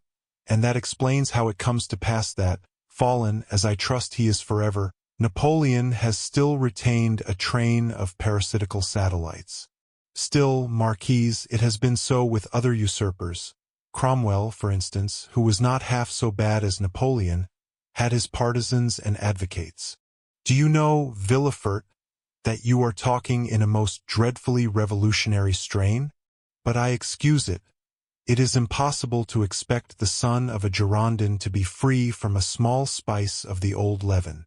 A deep crimson suffused the countenance of Villefort. "'Tis true, madame," answered he, "that my father was a Girondin, but he was not among the number of those who voted for the king's death. He was an equal sufferer with yourself during the Reign of Terror, and had well-nigh lost his head on the same scaffold on which your father perished.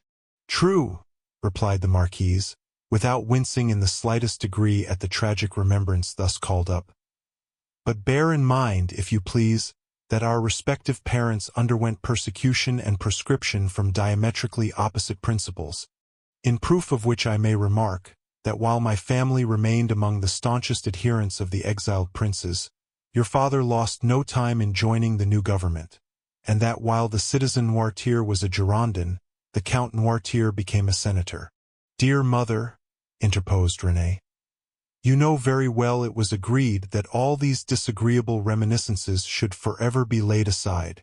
Suffer me also, madame, replied Villefort, to add my earnest request to Mademoiselle de Saint-Mérin's, that you will kindly allow the veil of oblivion to cover and conceal the past. What avails recrimination over matters wholly past recall? For my own part, I have laid aside even the name of my father, and altogether disown his political principles. He was, nay, probably may still be, a Bonapartist and is called Noirtier. I, on the contrary, am a staunch royalist and style myself de Villefort. Let what may remain of revolutionary sap exhaust itself and die away with the old trunk, and condescend only to regard the young shoot which has started up at a distance from the parent tree, without having the power, any more than the wish, to separate entirely from the stock from which it sprung. Bravo, Villefort, cried the Marquis. Excellently well said. Come, now, I have hopes of obtaining what I have been for years endeavoring to persuade the Marquise to promise, namely, a perfect amnesty and forgetfulness of the past. With all my heart, replied the Marquise. Let the past be forever forgotten. I promise you it affords me as little pleasure to revive it as it does you. All I ask is, that Villefort will be firm and inflexible for the future in his political principles. Remember also, Villefort, that we have pledged ourselves to His Majesty for your fealty and strict loyalty, and that at our recommendation the king consented to forget the past as I do, and here she extended to him her hand, as I now do at your entreaty. But bear in mind, that should there fall in your way anyone guilty of conspiring against the government, you will be so much the more bound to visit the offense with rigorous punishment, as it is known you belong to a suspected family. Alas, madam, returned Villefort, my profession, as well as the times in which we live, compels me to be severe. I have already successfully conducted several public prosecutions, and brought the offenders to merited punishment. But we have not done with the thing yet. Do you indeed think so? Inquired the Marquise. I am at least fearful of it. Napoleon, in the island of Elba, is too near France, and his proximity keeps up the hopes of his partisans. Marseilles is filled with half-pay officers who are daily, under one frivolous pretext or other, getting up quarrels with the royalists. From hence arise continual and fatal duels among the higher classes of persons, and assassinations in the lower. You have heard, perhaps, said the Comte de Salvieux, one of M. de Saint-Mérin's oldest friends, and chamberlain to the Comte d'Artois, that the Holy Alliance purpose removing him from thence? Yes, they were talking about it when we left Paris, said M. de Saint-Mérin. And where is it decided to transfer him? To St. Helena. For heaven's sake, where is that? Asked the Marquise. An island situated on the other side of the equator at least 2,000 leagues from here, replied the Count. So much the better. As Villefort observes, it is a great act of folly to have left such a man between Corsica, where he was born, and Naples, of which his brother-in-law is king, and face to face with Italy, the sovereignty of which he coveted for his son. Unfortunately, said Villefort, there are the treaties of 1814, and we cannot molest Napoleon without breaking those compacts. Oh, well, we shall find some way out of it, responded M. de Salvieux. There wasn't any trouble over treaties when it was a question of shooting the poor Duc d'Enghien. Well, said the Marquise, it seems probable that, by the aid of the Holy Alliance, we shall be rid of Napoleon, and we must trust to the vigilance of M. de Villefort to purify Marseilles of his partisans. The king is either a king or no king. If he be acknowledged as sovereign of France, he should be upheld in peace and tranquility, and this can best be effected by employing the most inflexible agents to put down every attempt at conspiracy. 'Tis the best and surest means of preventing mischief. Unfortunately, madame, answered Villefort, the strong arm of the law is not called upon to interfere until the evil has taken place. Then all he has got to do is to endeavor to repair it. Nay, madame, the law is frequently powerless to effect this. All it can do is to avenge the wrong done. Oh, M. de Villefort, cried a beautiful young creature, daughter to the Comte de Salvieux, and the cherished friend of Mademoiselle de Saint-Méran, do try and get up some famous trial while we are at Marseilles. I never was in a law court. I am told it is so very amusing. Amusing, certainly, replied the young man, inasmuch as, instead of shedding tears as at the fictitious tale of woe produced at a theatre, you behold in a law court a case of real and genuine distress, a drama of life. The prisoner whom you there see pale, agitated, and alarmed instead of, as is the case when a curtain falls on a tragedy, going home to sup peacefully with his family, and then retiring to rest, that he may recommence his mimic woes on the morrow, is removed from your sight merely to be reconducted to his prison and delivered up to the executioner.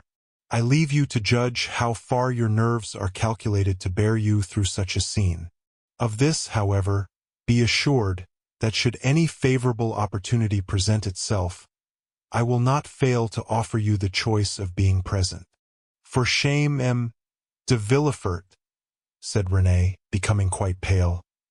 Don't you see how you are frightening us? And yet you laugh. What would you have? 'Tis like a duel.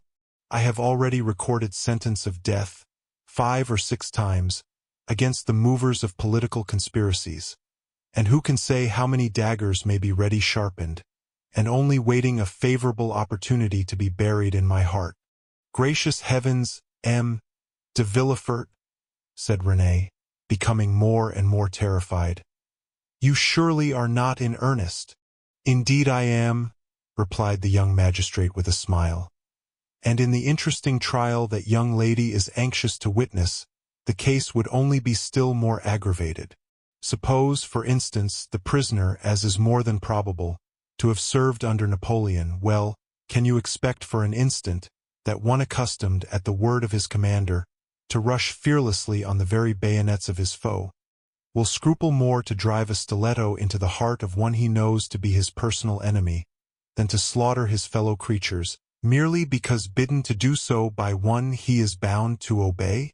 Besides, one requires the excitement of being hateful in the eyes of the accused, in order to lash oneself into a state of sufficient vehemence and power.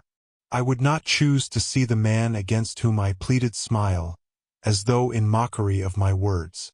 No. My pride is to see the accused pale, agitated, and as though beaten out of all composure by the fire of my eloquence. Renée uttered a smothered exclamation. Bravo, cried one of the guests. That is what I call talking to some purpose. Just the person we require at a time like the present, said a second. What a splendid business that last case of yours was, my dear Villefort, remarked a third. I mean the trial of the man for murdering his father.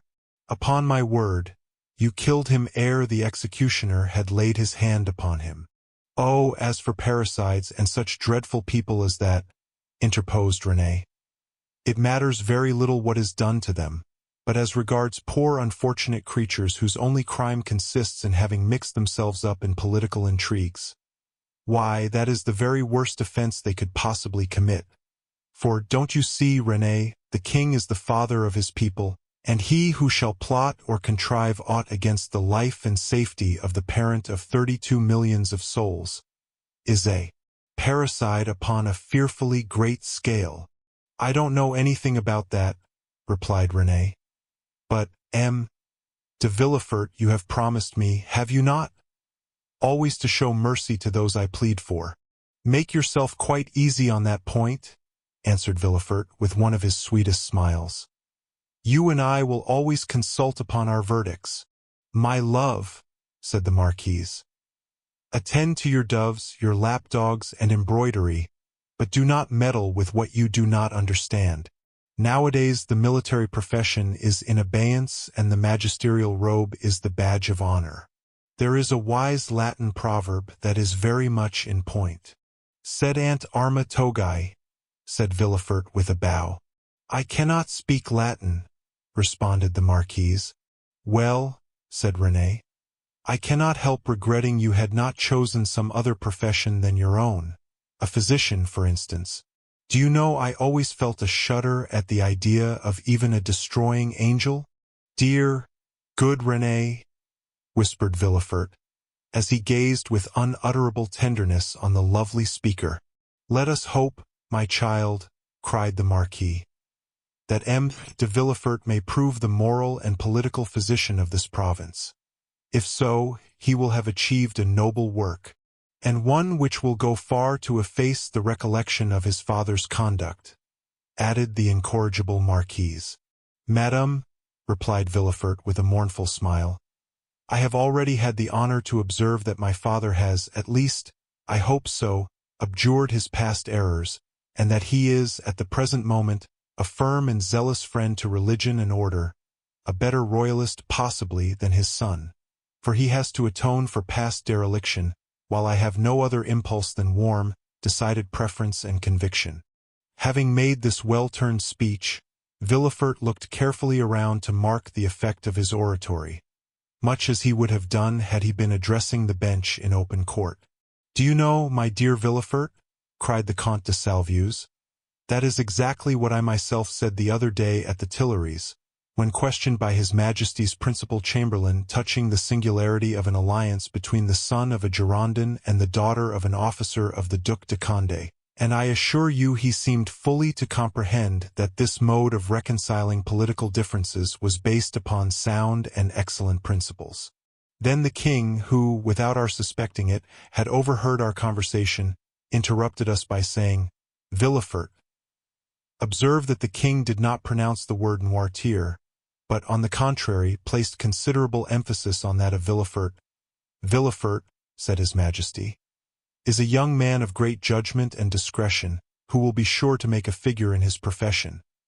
I like him much, and it gave me great pleasure to hear that he was about to become the son-in-law of the Marquis and Marquise de Saint-Méran. I should myself have recommended the match, had not the noble Marquis anticipated my wishes by requesting my consent to it. Is it possible the king could have condescended so far as to express himself so favorably of me? Asked the enraptured Villefort. I give you his very words, and if the Marquis chooses to be candid, he will confess that they perfectly agree with what His Majesty said to him, when he went 6 months ago to consult him upon the subject of your espousing his daughter. That is true, answered the Marquis. How much do I owe this gracious prince? What is there I would not do to evince my earnest gratitude? That is right, cried the Marquise. I love to see you thus. Now, then, were a conspirator to fall into your hands, he would be most welcome. For my part, dear mother, interposed René, I trust your wishes will not prosper, and that Providence will only permit petty offenders, poor debtors, and miserable cheats to fall into M. de Villefort's hands. Then I shall be contented, just the same as though you prayed that a physician might only be called upon to prescribe for headaches, measles, and the stings of wasps, or any other slight affection of the epidermis. If you wish to see me the king's attorney, you must desire for me some of those violent and dangerous diseases from the cure of which so much honor redounds to the physician. At this moment, and as though the utterance of Villefort's wish had sufficed to effect its accomplishment, a servant entered the room, and whispered a few words in his ear. Villefort immediately rose from table and quitted the room upon the plea of urgent business. He soon, however, returned, his whole face beaming with delight. René regarded him with fond affection, and certainly his handsome features, lit up as they then were with more than usual fire and animation, seemed formed to excite the innocent admiration with which she gazed on her graceful and intelligent lover. "You were wishing just now," said Villefort, addressing her, "that I were a doctor instead of a lawyer. Well, I at least resemble the disciples of Aesculapius in one thing. People spoke in this style in 1815, that of not being able to call a day my own, not even that of my betrothal." "And wherefore were you called away just now?" asked Mademoiselle de Saint-Méran, with an air of deep interest. "For a very serious matter, which bids fair to make work for the executioner." "How dreadful!" exclaimed René, turning pale. "Is it possible?" burst simultaneously from all who were near enough to the magistrate to hear his words. "Why, if my information prove correct, a sort of Bonapartist conspiracy has just been discovered." "Can I believe my ears?" cried the Marquise. "I will read you the letter containing the accusation, at least," said Villefort. "The king's attorney is informed by a friend to the throne and the religious institutions of his country that one named Edmond Dantès, mate of the ship Pharaon, this day arrived from Smyrna, after having touched at Naples and Porto Ferrajo, has been the bearer of a letter from Marat to the usurper, and again taken charge of another letter from the usurper to the Bonapartist Club in Paris.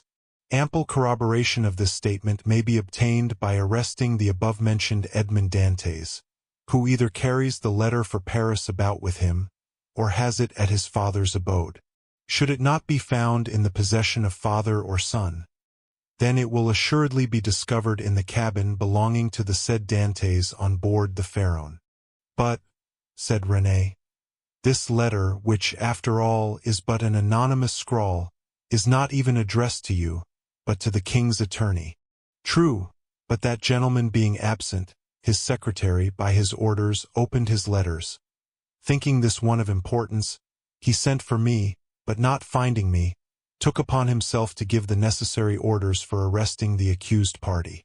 "Then the guilty person is absolutely in custody?" said the Marquise. "Nay, dear mother, say the accused person. You know we cannot yet pronounce him guilty." "He is in safe custody," answered Villefort, "and rely upon it, if the letter is found, he will not be likely to be trusted abroad again, unless he goes forth under the especial protection of the headsman." "And where is the unfortunate being?" asked René. "He is at my house." "Come, come, my friend," interrupted the Marquise. "Do not neglect your duty to linger with us. You are the king's servant, and must go wherever that service calls you." "Oh, Villefort!" cried René, clasping her hands, and looking towards her lover with piteous earnestness. "Be merciful on this, the day of our betrothal." The young man passed round to the side of the table where the fair pleader sat, and leaning over her chair said tenderly, "To give you pleasure, my sweet René, I promise to show all the lenity in my power, but if the charges brought against this Bonapartist hero prove correct, why, then you really must give me leave to order his head to be cut off." René shuddered. "Never mind that foolish girl, Villefort," said the Marquise. "She will soon get over these things." So saying, Madame de Saint-Méran extended her dry bony hand to Villefort, who, while imprinting a son-in-law's respectful salute on it, looked at René as much as to say, "I must try and fancy 'tis your dear hand I kiss, as it should have been." "These are mournful auspices to accompany a betrothal," sighed poor René. "Upon my word, child," exclaimed the angry Marquise, "your folly exceeds all bounds. I should be glad to know what connection there can possibly be between your sickly sentimentality and the affairs of the state." "Oh, mother!" murmured René. "Nay, madam, I pray you pardon this little traitor. I promise you that to make up for her want of loyalty, I will be most inflexibly severe." Then casting an expressive glance at his betrothed, which seemed to say, "Fear not, for your dear sake my justice shall be tempered with mercy," and receiving a sweet and approving smile in return, Villefort quitted the room. Chapter 7. The Examination. No sooner had Villefort left the salon than he assumed the grave air of a man who holds the balance of life and death in his hands. Now, in spite of the nobility of his countenance, the command of which, like a finished actor, he had carefully studied before the glass, it was by no means easy for him to assume an air of judicial severity. Except the recollection of the line of politics his father had adopted, and which might interfere, unless he acted with the greatest prudence, with his own career, Gérard de Villefort was as happy as a man could be. Already rich, he held a high official situation, though only 27. He was about to marry a young and charming woman whom he loved, not passionately but reasonably, as became a deputy attorney of the king, and besides her personal attractions, which were very great, Mademoiselle de Saint-Méran's family possessed considerable political influence, which they would, of course, exert in his favor. The dowry of his wife amounted to 50,000 crowns, and he had, besides, the prospect of seeing her fortune increased to 500,000 at her father's death. These considerations naturally gave Villefort a feeling of such complete felicity that his mind was fairly dazzled in its contemplation. At the door he met the commissary of police, who was waiting for him. The sight of this officer recalled Villefort from the third heaven to earth. He composed his face, as we have before described, and said, "I have read the letter, sir, and you have acted rightly in arresting this man. Now inform me what you have discovered concerning him and the conspiracy." "We know nothing as yet of the conspiracy, monsieur. All the papers found have been sealed up and placed on your desk. The prisoner himself is named Edmond Dantès, made on board the three-master the Pharaon, trading in cotton with Alexandria and Smyrna, and belonging to Morel and son of Marseilles. Before he entered the merchant service, had he ever served in the marines?" "Oh, no, monsieur, he is very young." "How old?" 19 or 20 at the most." At this moment, and as Villefort had arrived at the corner of the Rue de Concilles, a man, who seemed to have been waiting for him, approached. It was M. Morel. "Ah, M. de Villefort," cried he, "I am delighted to see you. Some of your people have committed the strangest mistake. They have just arrested Edmond Dantès, mate of my vessel." "I know it, monsieur," replied Villefort, "and I am now going to examine him." "Oh," said Morel, carried away by his friendship, "you do not know him, and I do. He is the most estimable, the most trustworthy creature in the world, and I will venture to say, there is not a better seaman in all the merchant service. O M. de Villefort, I beseech your indulgence for him." Villefort, as we have seen, belonged to the aristocratic party at Marseilles, Morel to the plebeian. The first was a royalist, the other suspected of Bonapartism. Villefort looked disdainfully at Morel and replied, "You are aware, monsieur, that a man may be estimable and trustworthy in private life, and the best seaman in the merchant service, and yet be, politically speaking, a great criminal. Is it not true?" The magistrate laid emphasis on these words, as if he wished to apply them to the owner himself, while his eyes seemed to plunge into the heart of one who, interceding for another, had himself need of indulgence. Morel reddened, for his own conscience was not quite clear on politics. Besides, what Dantès had told him of his interview with the Grand Marshal, and what the Emperor had said to him, embarrassed him. He replied, however, "I entreat you, M. de Villefort, be, as you always are, kind and equitable, and give him back to us soon." This "give us" sounded revolutionary in the deputy's ears. Ah, murmured he. "Is Dantès then a member of some Carbonari society, that his protector thus employs the collective form? He was, if I recollect, arrested in a tavern, in company with a great many others." Then he added, "Monsieur, you may rest assured I shall perform my duty impartially, and that if he be innocent you shall not have appealed to me in vain. Should he, however, be guilty in this present epoch, impunity would furnish a dangerous example, and I must do my duty." As he had now arrived at the door of his own house, which adjoined the Palais de Justice. He entered after having coldly saluted the shipowner, who stood, as if petrified, on the spot where Villefort had left him. The antechamber was full of police agents and gendarmes, in the midst of whom, carefully watched but calm and smiling, stood the prisoner. Villefort traversed the antechamber, cast a side glance at Dantès, and taking a packet which a gendarme offered him, disappeared, saying, "Bring in the prisoner." Rapid as had been Villefort's glance, it had served to give him an idea of the man he was about to interrogate. He had recognized intelligence in the high forehead, courage in the dark eye and bent brow, and frankness in the thick lips that showed a set of pearly teeth. Villefort's first impression was favorable, but he had been so often warned to mistrust first impulses that he applied the maxim to the impression, forgetting the difference between the two words. He stifled, therefore, the feelings of compassion that were rising, composed his features, and sat down, grim and somber, at his desk. An instant after Dantès entered. He was pale but calm and collected, and saluting his judge with easy politeness, looked round for a seat, as if he had been in M. Morel's salon.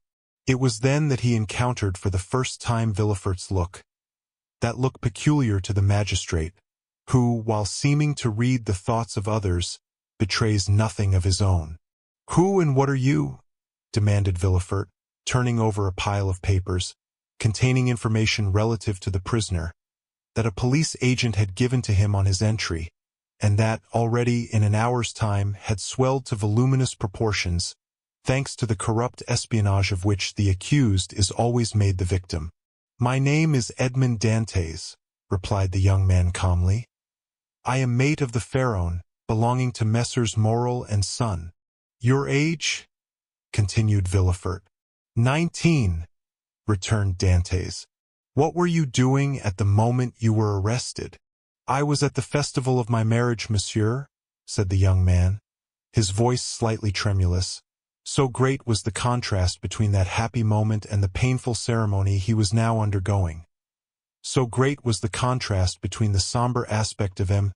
de Villefort and the radiant face of Mercédès. "You were at the festival of your marriage?" said the deputy, shuddering in spite of himself. "Yes, monsieur. I am on the point of marrying a young girl I have been attached to for 3 years." Villefort, impassive as he was struck with this coincidence. And the tremulous voice of Dantès, surprised in the midst of his happiness, struck a sympathetic chord in his own bosom. He also was on the point of being married, and he was summoned from his own happiness to destroy that of another. "This philosophic reflection," thought he, "will make a great sensation at M. de Saint-Mérin's." And he arranged mentally, while Dantès awaited further questions, the antithesis by which orators often create a reputation for eloquence. When this speech was arranged, Villefort turned to Dantès. "Go on, sir," said he. "What would you have me say? Give all the information in your power. Tell me on which point you desire information, and I will tell all I know. Only," added he with a smile, "I warn you I know very little. Have you served under the usurper? I was about to be mustered into the Royal Marines when he fell." "It is reported your political opinions are extreme," said Villefort, who had never heard anything of the kind, but was not sorry to make this inquiry, as if it were an accusation. "My political opinions," replied Dantès. "Alas, sir, I never had any opinions. I am hardly 19. I know nothing. I have no part to play. If I obtain the situation I desire, I shall owe it to M. Morel.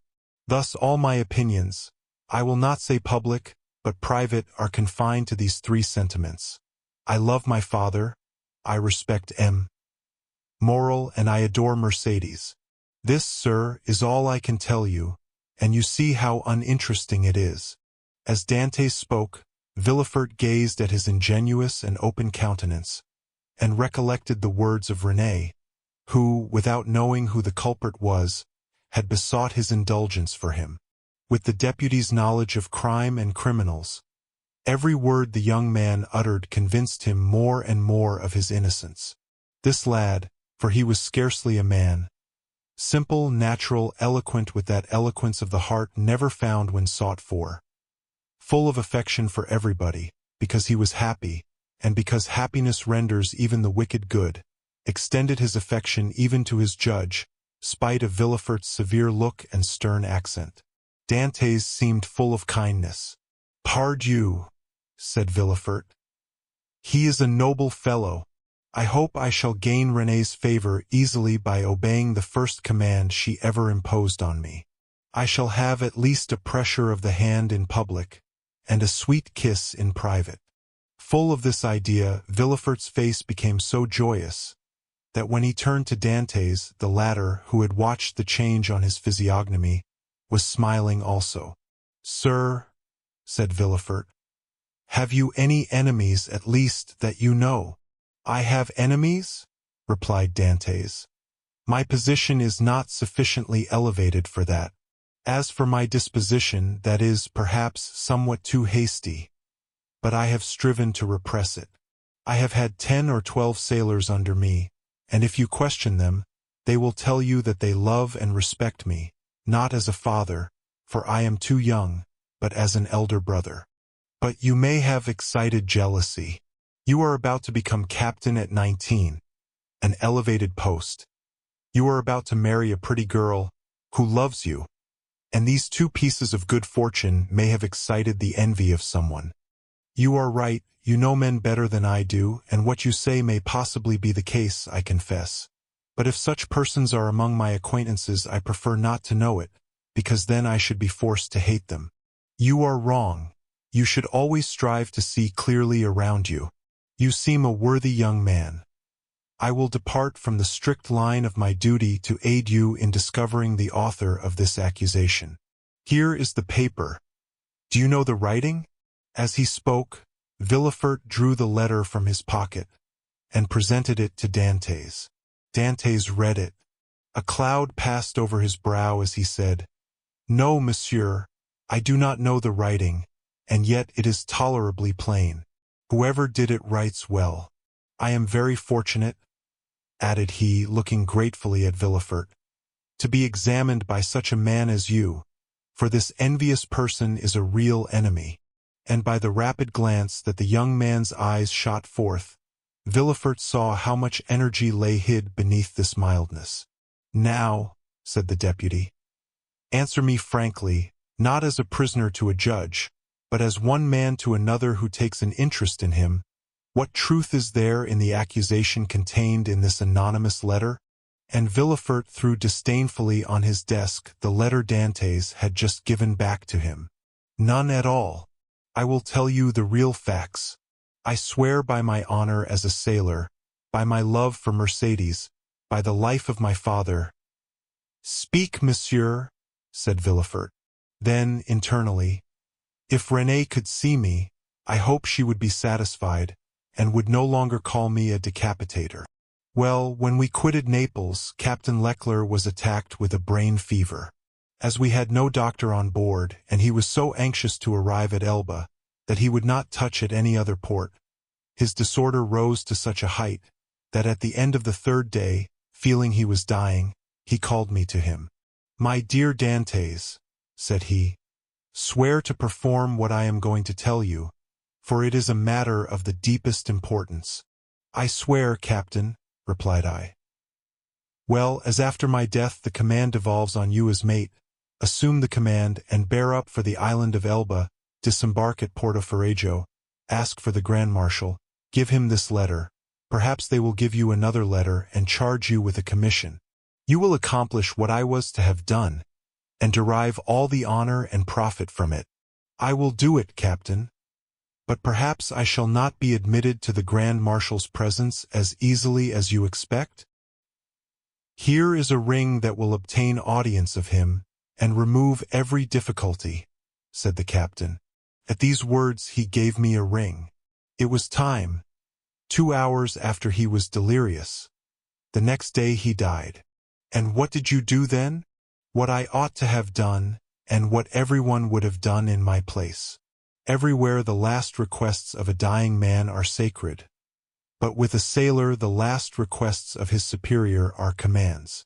I sailed for the island of Elba, where I arrived the next day. I ordered everybody to remain on board, and went on shore alone.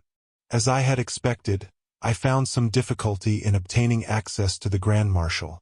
But I sent the ring I had received from the captain to him, and was instantly admitted. He questioned me concerning Captain Leclerc's death, and, as the latter had told me, gave me a letter to carry on to a person in Paris. I undertook it because it was what my captain had bade me do. I landed here, regulated the affairs of the vessel, and hastened to visit my affianced bride, whom I found more lovely than ever. Thanks to moral, all the forms were got over. In a word, I was, as I told you, at my marriage feast, and I should have been married in an hour, and tomorrow I intended to start for Paris, had I not been arrested on this charge which you as well as I now see to be unjust. Ah, said Villefort, this seems to me the truth.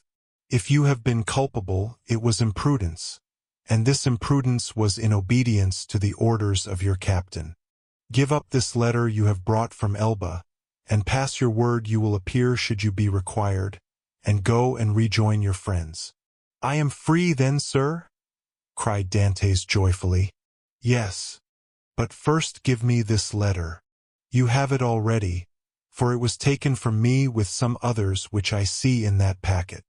Stop a moment, said the deputy, as Dantès took his hat and gloves.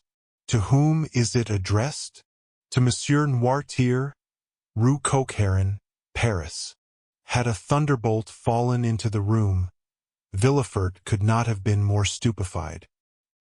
He sank into his seat, and hastily turning over the packet, drew forth the fatal letter, at which he glanced with an expression of terror. Noirtier, Rue Coq-Heron, number 13, murmured he, growing still paler. Yes, said Dantès. Do you know him? No, replied Villefort. A faithful servant of the king does not know conspirators. It is a conspiracy, then? Asked Dantès, who, after believing himself free, now began to feel a tenfold alarm. I have, however, already told you, sir, I was entirely ignorant of the contents of the letter. Yes, but you knew the name of the person to whom it was addressed, said Villefort. I was forced to read the address to know to whom to give it. Have you shown this letter to anyone? Asked Villefort, becoming still more pale. To no one, on my honor. Everybody is ignorant that you are the bearer of a letter from the island of Elba, and addressed to Noirtier? Everybody, except the person who gave it to me. And that was too much, far too much, murmured Villefort. Villefort's brow darkened more and more. His white lips and clenched teeth filled Dantès with apprehension. After reading the letter, Villefort covered his face with his hands. Oh, said Dantès timidly. What is the matter? Villefort made no answer, but raised his head at the expiration of a few seconds, and again perused the letter. And you say that you are ignorant of the contents of this letter? I give you my word of honor, sir, said Dantès. But what is the matter? You are ill. Shall I ring for assistance? Shall I call? No, said Villefort, rising hastily. Stay where you are. It is for me to give orders here, and not you. Monsieur, replied Dantès proudly, it was only to summon assistance for you. I want none. It was a temporary indisposition. Attend to yourself. Answer me. Dantès waited, expecting a question, but in vain. Villefort fell back on his chair, passed his hand over his brow, moist with perspiration, and, for the third time, read the letter. Oh, if he knows the contents of this, murmured he, and that Noirtier is the father of Villefort, I am lost. And he fixed his eyes upon Edmond as if he would have penetrated his thoughts. Oh, it is impossible to doubt it, cried he suddenly. In heaven's name, cried the unhappy young man. "If you doubt me, question me. I will answer you." Villefort made a violent effort, and in a tone he strove to render firm. "Sir," said he, "I am no longer able, as I had hoped, to restore you immediately to liberty. Before doing so, I must consult the trial justice. What my own feeling is you already know."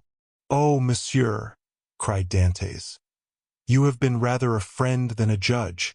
Well, I must detain you some time longer, but I will strive to make it as short as possible. The principal charge against you is this letter, and you see." Villefort approached the fire, cast it in, and waited until it was entirely consumed. "You see, I destroy it?" "Oh!" exclaimed Dantès, "you are goodness itself." "Listen," continued Villefort. "You can now have confidence in me after what I have done. Oh, command, and I will obey. Listen.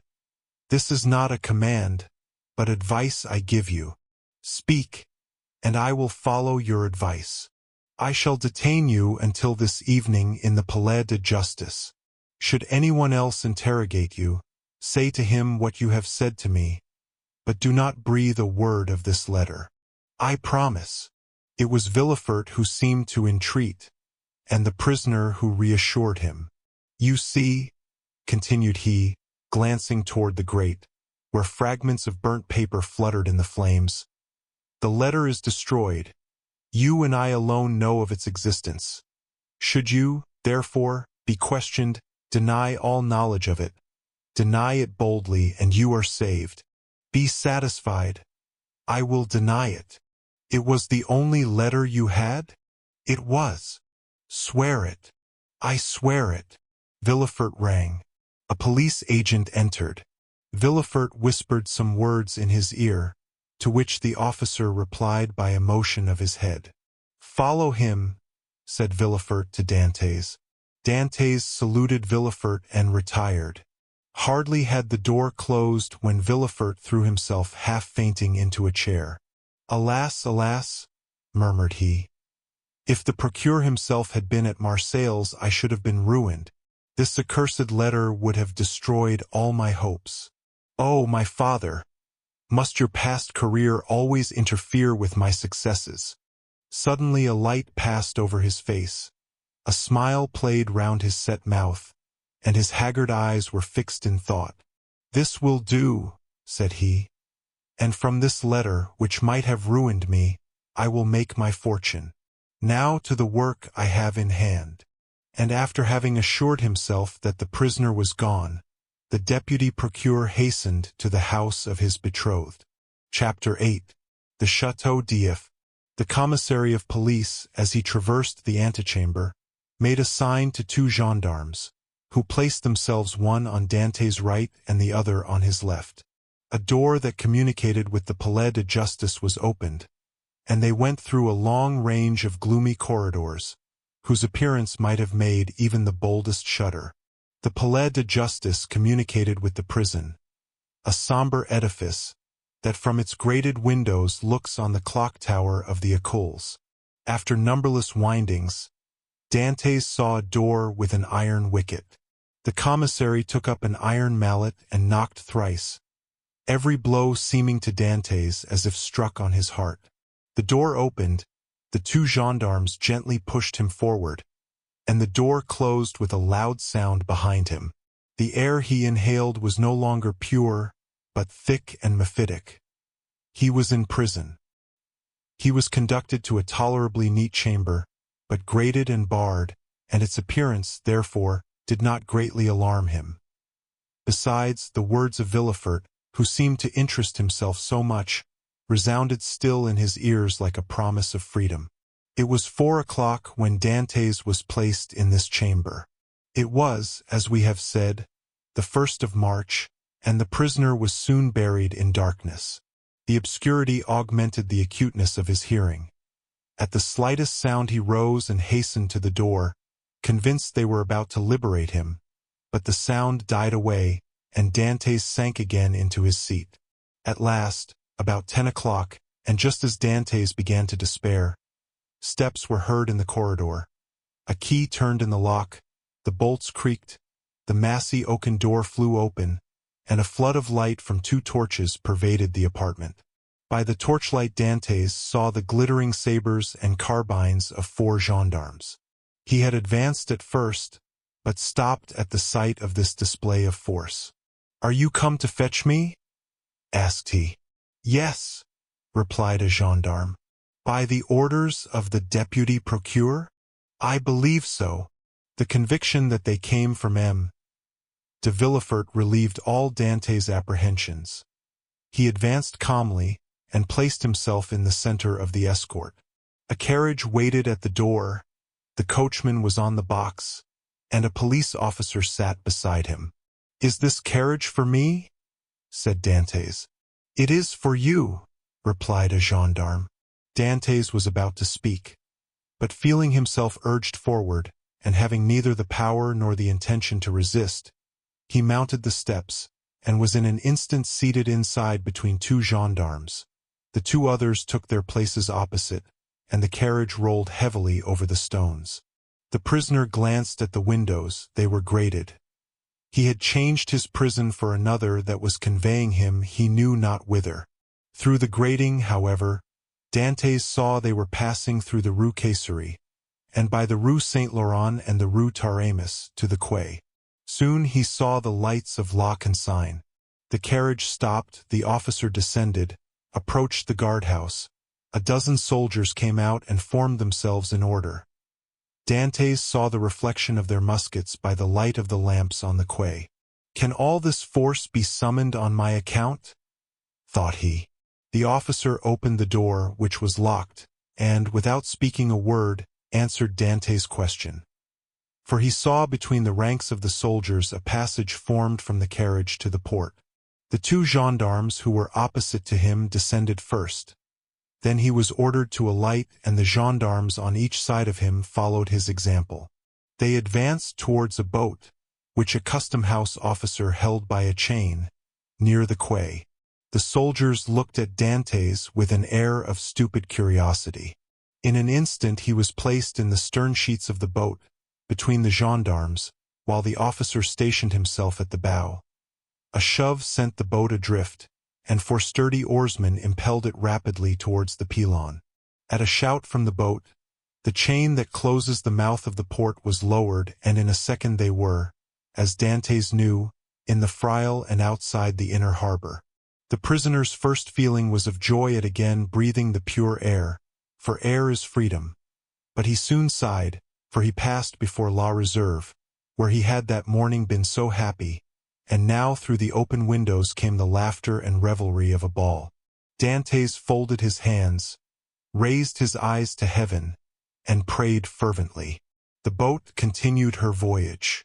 They had passed the Tête de Mort, were now off the Anse du Pharaon, and about to double the battery. This maneuver was incomprehensible to Dantès. "Whither are you taking me?" asked he. "You will soon know. But still, we are forbidden to give you any explanation."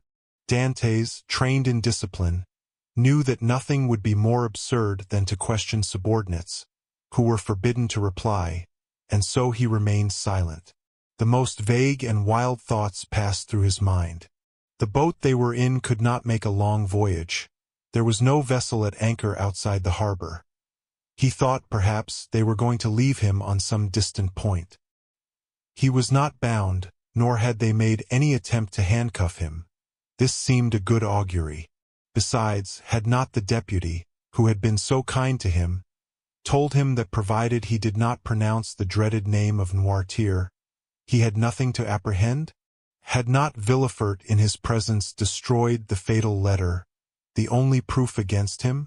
He waited silently, striving to pierce through the darkness. They had left the Isle Ratonneau where the lighthouse stood on the right and were now opposite the Point de Catalans. It seemed to the prisoner that he could distinguish a feminine form on the beach, for it was there Mercédès dwelt. How was it that a presentiment did not warn Mercédès that her lover was within 300 yards of her? One light alone was visible, and Dantès saw that it came from Mercédès' chamber. Mercedes was the only one awake in the whole settlement. A loud cry could be heard by her, but pride restrained him and he did not utter it. What would his guards think if they heard him shout like a madman? He remained silent, his eyes fixed upon the light. The boat went on, but the prisoner thought only of Mercedes. An intervening elevation of land hid the light. Dantès turned and perceived that they had got out to sea. While he had been absorbed in thought, they had shipped their oars and hoisted sail. The boat was now moving with the wind. In spite of his repugnance to address the guards, Dantès turned to the nearest gendarme and taking his hand, "Comrade," said he, "I adjure you, as a Christian and a soldier, to tell me where we are going. I am Captain Dantès, a loyal Frenchman, thought accused of treason. Tell me where you are conducting me, and I promise you on my honor I will submit to my fate." The gendarme looked irresolutely at his companion, who returned for answer a sign that said, "I see no great harm in telling him now." And the gendarme replied, "You are a native of Marseilles and a sailor, and yet you do not know where you are going? On my honor, I have no idea." "Have you no idea whatever?" "None at all." "That is impossible." "I swear to you it is true. Tell me, I entreat." "But my orders." "Your orders do not forbid your telling me what I must know in 10 minutes, in half an hour or an hour. You see, I cannot escape, even if I intended. Unless you are blind, or have never been outside the harbor, you must know." "I do not." "Look round you then." Dantès rose and looked forward. When he saw rise within 100 yards of him the black and frowning rock on which stands the Château d'If, this gloomy fortress, which has for more than 300 years furnished food for so many wild legends, seemed to Dantès like a scaffold to a malefactor. "The Château d'If?" cried he. "What are we going there for?" The gendarme smiled. "I am not going there to be imprisoned," said Dantès. "It is only used for political prisoners. I have committed no crime. Are there any magistrates or judges at the Château d'If?" "There are only," said the gendarme, "a governor, a garrison, turnkeys, and good thick walls. Come, come, do not look so astonished, or you will make me think you are laughing at me in return for my good nature." Dantès pressed the gendarme's hand as though he would crush it. "You think, then," said he, "that I am taken to the Château d'If to be imprisoned there? It is probable, but there is no occasion to squeeze so hard. Without any inquiry, without any formality? All the formalities have been gone through. The inquiry is already made. And so, in spite of M. de Villefort's promises? I do not know what M. de Villefort promised you," said the gendarme. "But I know we are taking you to the Château d'If. But what are you doing? Help! Comrades, help!" By a rapid movement, which the gendarmes practiced I had perceived, Dantès sprang forward to precipitate himself into the sea. But 4 vigorous arms seized him as his feet quitted the bottom of the boat. He fell back cursing with rage. "Good," said the gendarme, placing his knee on his chest. "Believe soft-spoken gentlemen again. Hark ye, my friend, I have disobeyed my first order, but I will not disobey the second. And if you move, I will blow your brains out." And he leveled his carbine at Dantès, who felt the muzzle against his temple. For a moment the idea of struggling crossed his mind, and of so ending the unexpected evil that had overtaken him. But he bethought him of M. de Villefort's promise, and, besides, death in a boat from the hand of a gendarme seemed too terrible. He remained motionless, but gnashing his teeth and wringing his hands with fury. At this moment the boat came to a landing with a violent shock. One of the sailors leaped on shore, a cord creaked as it ran through a pulley, and Dantès guessed they were at the end of the voyage, and that they were mooring the boat. His guards, taking him by the arms and coat collar, forced him to rise, and dragged him towards the steps that lead to the gate of the fortress, while the police officer carrying a musket with fixed bayonet followed behind. Dantès made no resistance. He was like a man in a dream. He saw soldiers drawn up on the embankment. He knew vaguely that he was ascending a flight of steps. He was conscious that he passed through a door, and that the door closed behind him, but all this indistinctly as through a mist. He did not even see the ocean, that terrible barrier against freedom, which the prisoners look upon with utter despair. They halted for a minute, during which he strove to collect his thoughts. He looked around. He was in a court surrounded by high walls. He heard the measured tread of sentinels, and as they passed before the light he saw the barrels of their muskets shine. They waited upwards of 10 minutes. Certain Dantès could not escape. The gendarmes released him. They seemed awaiting orders. The orders came. "Where is the prisoner?" said a voice. "Here," replied the gendarmes. "Let him follow me. I will take him to his cell." "Go," said the gendarmes, thrusting Dantès forward. The prisoner followed his guide, who led him into a room almost underground, whose bare and reeking walls seemed as though impregnated with tears. A lamp placed on a stool illumined the apartment faintly, and showed Dantès the features of his conductor, an under-jailer, ill-clothed and of sullen appearance. "Here is your chamber for tonight," said he. "It is late, and the governor is asleep. Tomorrow, perhaps, he may change you. In the meantime there is bread, water, and fresh straw, and that is all a prisoner can wish for. Good night." And before Dantès could open his mouth, before he had noticed where the jailer placed his bread or the water, before he had glanced towards the corner where the straw was, the jailer disappeared, taking with him the lamp and closing the door, leaving stamped upon the prisoner's mind the dim reflection of the dripping walls of his dungeon. Dantès was alone in darkness and in silence, cold as the shadows that he felt breathe on his burning forehead. With the first dawn of day the jailer returned, with orders to leave Dantès where he was. He found the prisoner in the same position, as if fixed there, his eyes swollen with weeping. He had passed the night standing and without sleep. The jailer advanced. Dantès appeared not to perceive him. He touched him on the shoulder.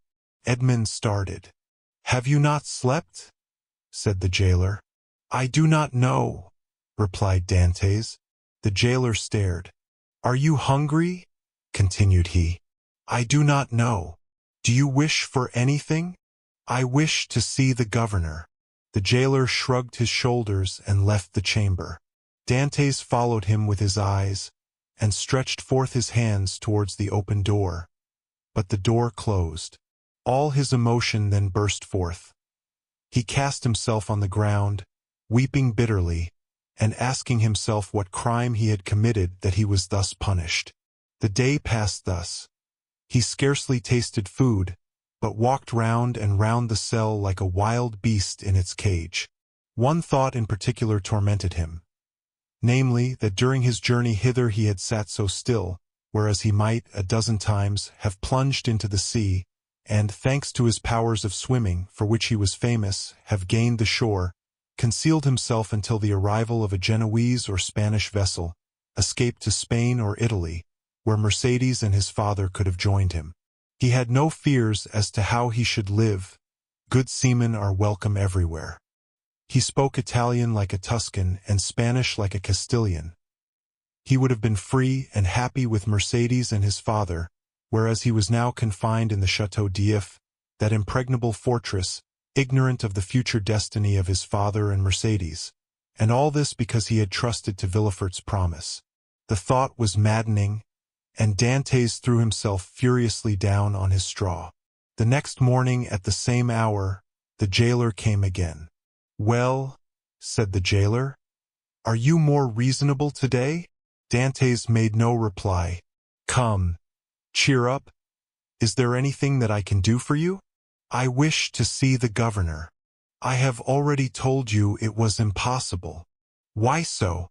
"Because it is against prison rules, and prisoners must not even ask for it. What is allowed, then? Better fare, if you pay for it, books and leave to walk about.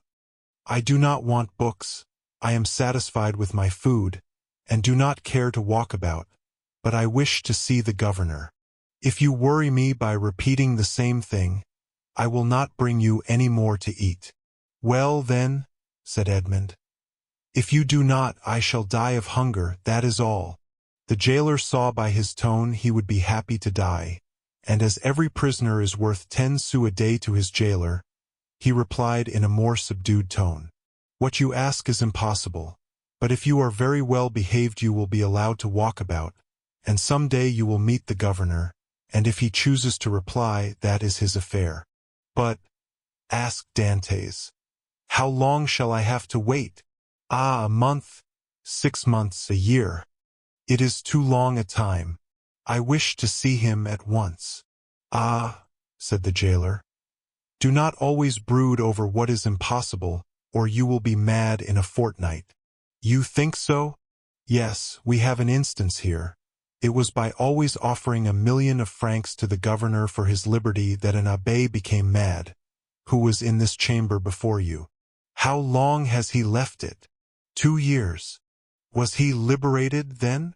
No, he was put in a dungeon. Listen, said Dantès. I am not an abbé, I am not mad. Perhaps I shall be, but at present, unfortunately, I am not. I will make you another offer. What is that? I do not offer you 1,000,000 because I have it not, but I will give you 100 crowns if, the first time you go to Marseilles, you will seek out a young girl named Mercedes at the Catalans and give her 2 lines from me. If I took them and were detected, I should lose my place, which is worth 2,000 francs a year, so that I should be a great fool to run such a risk for 300. Well, said Dantès, mark this. If you refuse at least to tell Mercedes I am here, I will some day hide myself behind the door, and when you enter I will dash out your brains with this stool. Threats? Cried the jailer, retreating and putting himself on the defensive. You are certainly going mad. The abbé began like you, and in 3 days you will be like him, mad enough to tie up. But, fortunately, there are dungeons here. Dantès whirled the stool round his head. All right, said the jailer. All right, since you will have it so. I will send word to the governor. Very well, returned Dantès, dropping the stool and sitting on it as if he were in reality mad. The jailer went out and returned in an instant with a corporal and 4 soldiers. By the governor's orders, said he, conduct the prisoner to the tier beneath. To the dungeon, then, said the corporal. Yes, we must put the madman with the madman. The soldiers seized Dantès, who followed passively. He descended 15 steps, and the door of a dungeon was opened, and he was thrust in. The door closed, and Dantès advanced with outstretched hands until he touched the wall. He then sat down in the corner until his eyes became accustomed to the darkness. The jailer was right. Dantès wanted but little of being utterly mad. Chapter 9. The evening of the betrothal. Villefort had, as we have said, hastened back to Madame de Saint-Mérin's in the Place du Grand Cours, and on entering the house found that the guests whom he had left at table were taking coffee in the salon. René was, with all the rest of the company, anxiously awaiting him, and his entrance was followed by a general exclamation. Well, decapitator, guardian of the state, royalist, Brutus, what is the matter? Said one. Speak out. Are we threatened with a fresh reign of terror? Asked another. Has the Corsican ogre broken loose? Cried a third. Marquise, said Villefort, approaching his future mother-in-law, I request your pardon for thus leaving you. Will the Marquis honor me by a few moments' private conversation? Ah, it is really a serious matter, then? Asked the Marquis, remarking the cloud on Villefort's brow. So serious that I must take leave of you for a few days.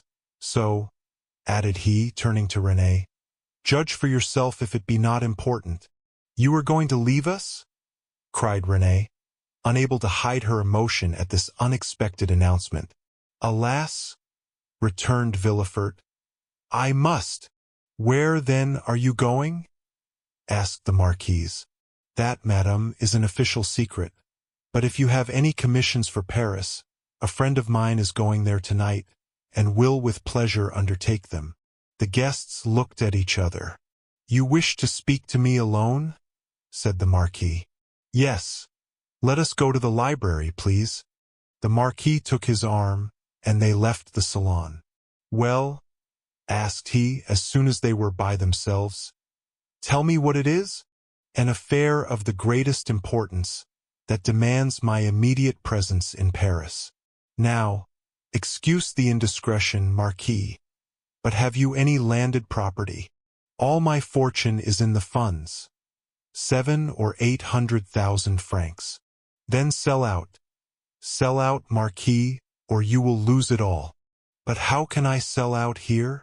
You have a broker, have you not? Yes. Then give me a letter to him, and tell him to sell out without an instant's delay. Perhaps even now I shall arrive too late. The deuce you say, replied the Marquis. Let us lose no time then, and, sitting down, he wrote a letter to his broker, ordering him to sell out at the market price. Now then, said Villefort, placing the letter in his pocketbook, I must have another. To whom? To the king. To the king. Yes. I dare not write to his majesty. I do not ask you to write to his majesty, but ask M. de Salvieux to do so. I want a letter that will enable me to reach the king's presence without all the formalities of demanding an audience. That would occasion a loss of precious time. But address yourself to the keeper of the seals. He has the right of entry at the Tuileries, and can procure you audience at any hour of the day or night. Doubtless. But there is no occasion to divide the honors of my discovery with him. The keeper would leave me in the background, and take all the glory to himself.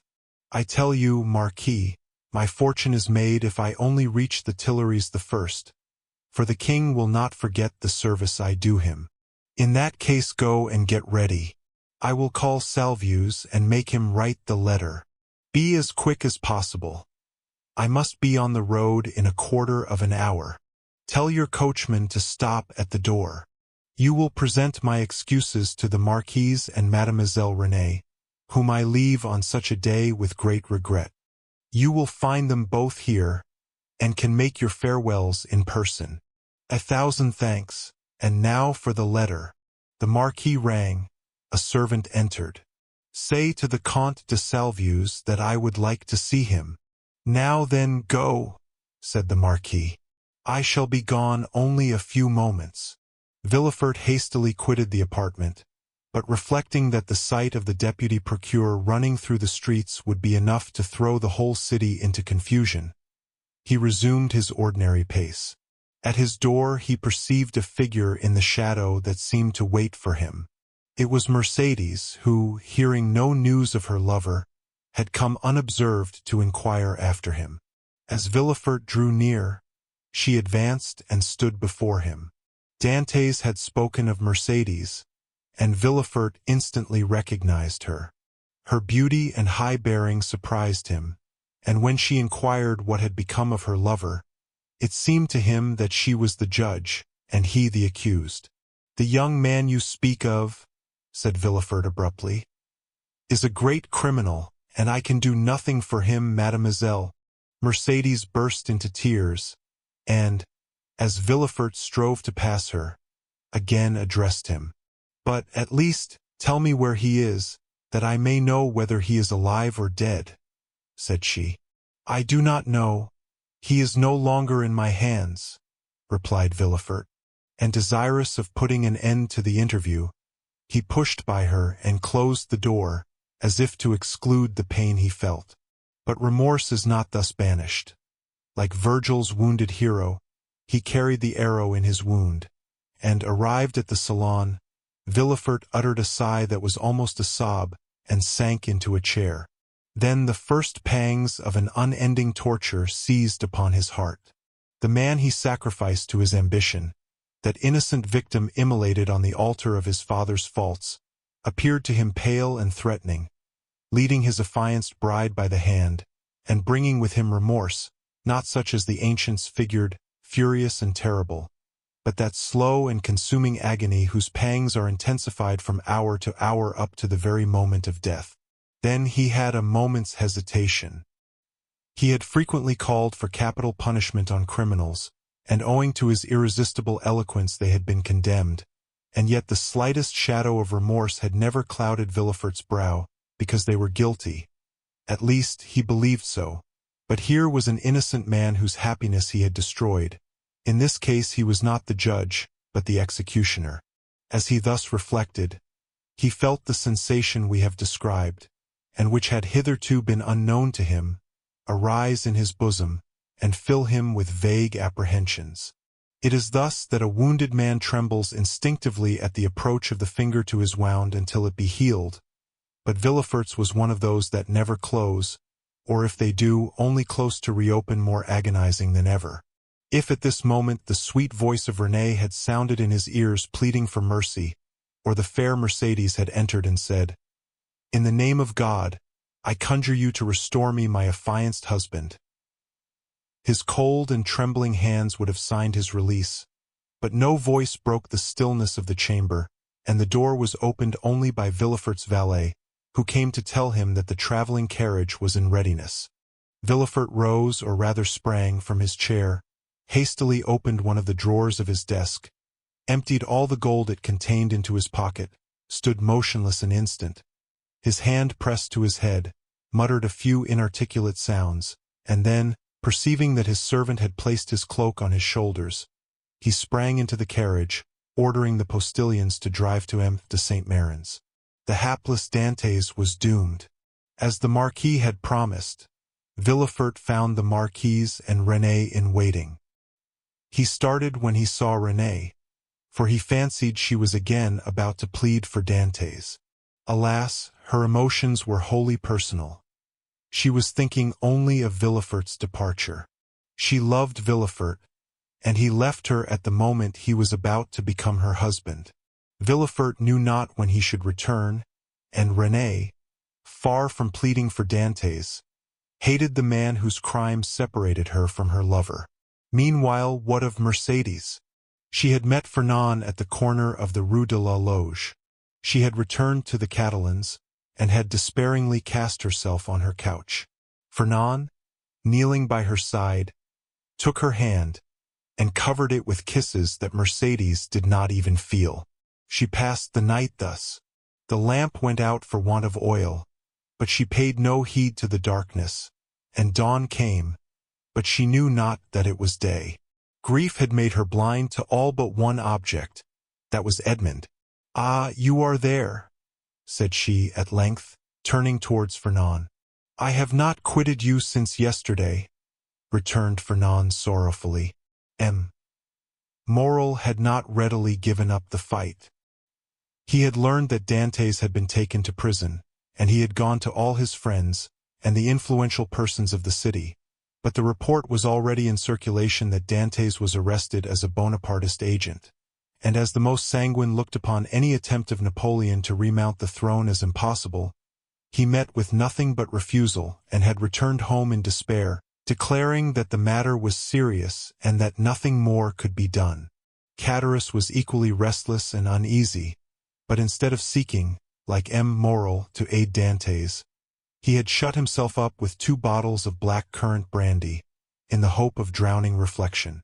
But he did not succeed, and became too intoxicated to fetch any more drink, and yet not so intoxicated as to forget what had happened.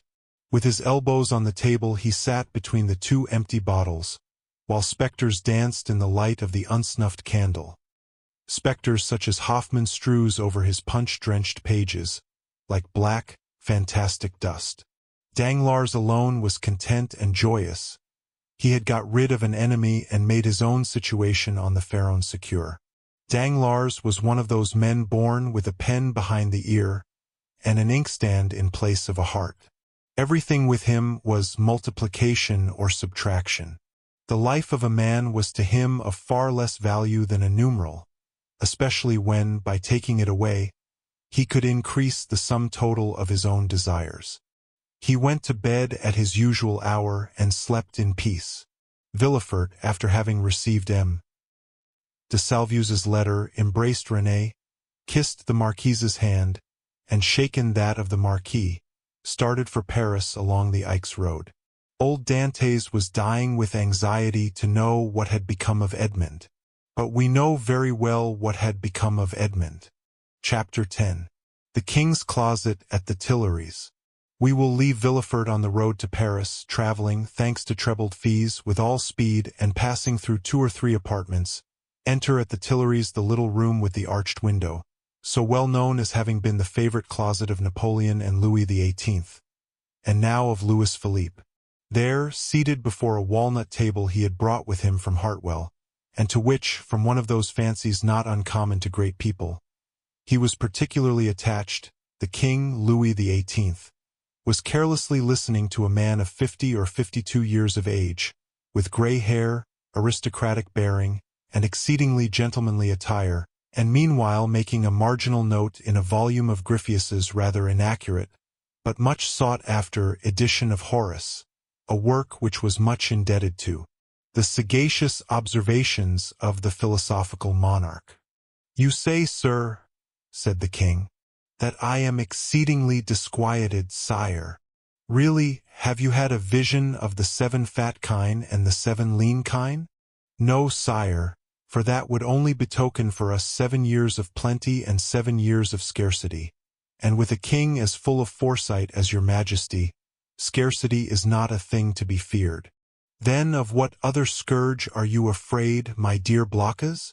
Sire, I have every reason to believe that a storm is brewing in the south." "Well, my dear Duke," replied Louis XVIII, "I think you are wrongly informed, and know positively that, on the contrary, it is very fine weather in that direction." Man of ability as he was, Louis XVIII liked a pleasant jest. "Sire," continued M.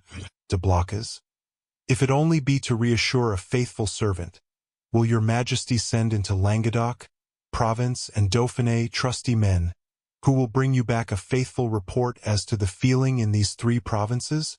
"Caninus surdis," replied the king, continuing the annotations in his Horace. "Sire," replied the courtier, laughing, in order that he might seem to comprehend the quotation, "your majesty may be perfectly right in relying on the good feeling of France, but I fear I am not altogether wrong in dreading some desperate attempt." "By whom?" "By Bonaparte, or, at least, by his adherents." "My dear Blockas," said the king, "you with your alarms prevent me from working, and you, sire, prevent me from sleeping with your security. Wait, my dear sir, wait a moment, for I have such a delightful note on the Pastor cum Traheret. Wait, and I will listen to you afterwards." There was a brief pause, during which Louis XVIII wrote, in a hand as small as possible, another note on the margin of his Horace, and then, looking at the Duke with the air of a man who thinks he has an idea of his own, while he is only commenting upon the idea of another, said, "Go on, my dear Duke, go on, I listen." "Sire," said Blocas, who had for a moment the hope of sacrificing Villefort to his own profit, "I am compelled to tell you that these are not mere rumors destitute of foundation which thus disquiet me, but a serious-minded man, deserving all my confidence and charged by me to watch over the south." The Duke hesitated as he pronounced these words. "Has arrived by post to tell me that a great peril threatens the king, and so I hasten to you, sire." "Mala ducis avi domum," continued Louis XVIII, still annotating. "Does your majesty wish me to drop the subject?" "By no means, my dear Duke, but just stretch out your hand." Whichever you please. There to the left." "Here, sire." "I tell you to the left, and you are looking to the right. I mean on my left, yes, there. You will find yesterday's report of the Minister of Police. But here is M. d'André himself. And M. d'André, announced by the chamberlain-in-waiting, entered. "Come in," said Louis XVIII, with repressed smile. "Come in, Baron, and tell the Duke all you know. The latest news of M. de Bonaparte. Do not conceal anything, however serious. Let us see, the island of Elba is a volcano, and we may expect to have issuing thence flaming and bristling war. Bella horrida bella. M. D'Andre leaned very respectfully on the back of a chair with his two hands, and said, "Has your Majesty perused yesterday's report?" "Yes, yes, but tell the Duke himself, who cannot find anything, what the report contains. Give him the particulars of what the usurper is doing in his islet." "Monsieur," said the Baron to the Duke, "all the servants of His Majesty must approve of the latest intelligence which we have from the island of Elba. Bonaparte." M. D'Andre looked at Louis XVIII, who, employed in writing a note, did not even raise his head. "Bonaparte," continued the Baron, "is mortally wearied, and passes whole days in watching his miners at work at Porto Longone, and scratches himself for amusement," added the king. "Scratches himself?" inquired the Duke. "What does your Majesty mean?" "Yes, indeed, my dear Duke.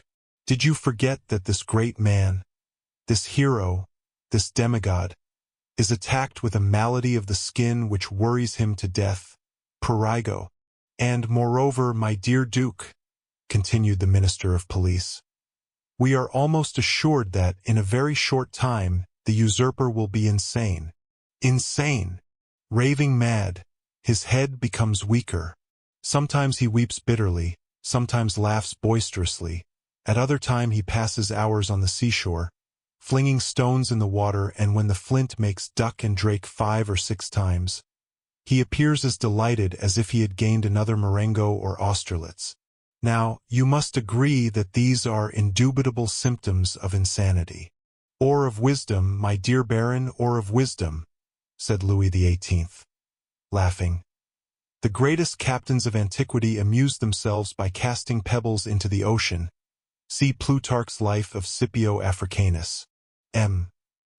de Blocas pondered deeply between the confident monarch and the truthful minister. Villefort, who did not choose to reveal the whole secret, lest another should reap all the benefit of the disclosure, had yet communicated enough to cause him the greatest uneasiness. "Well, well, D'Andre," said Louis XVIII, "Blocas is not yet convinced.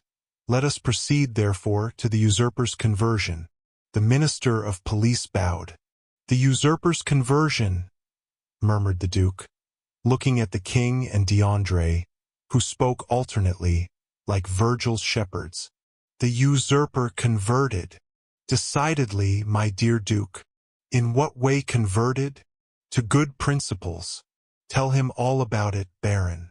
"Why, this is the way of it," said the minister, with the gravest air in the world.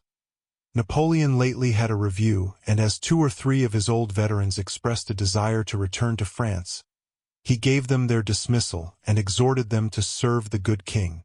These were his own words, of that I am certain." "Well, Blocas, what think you of this?"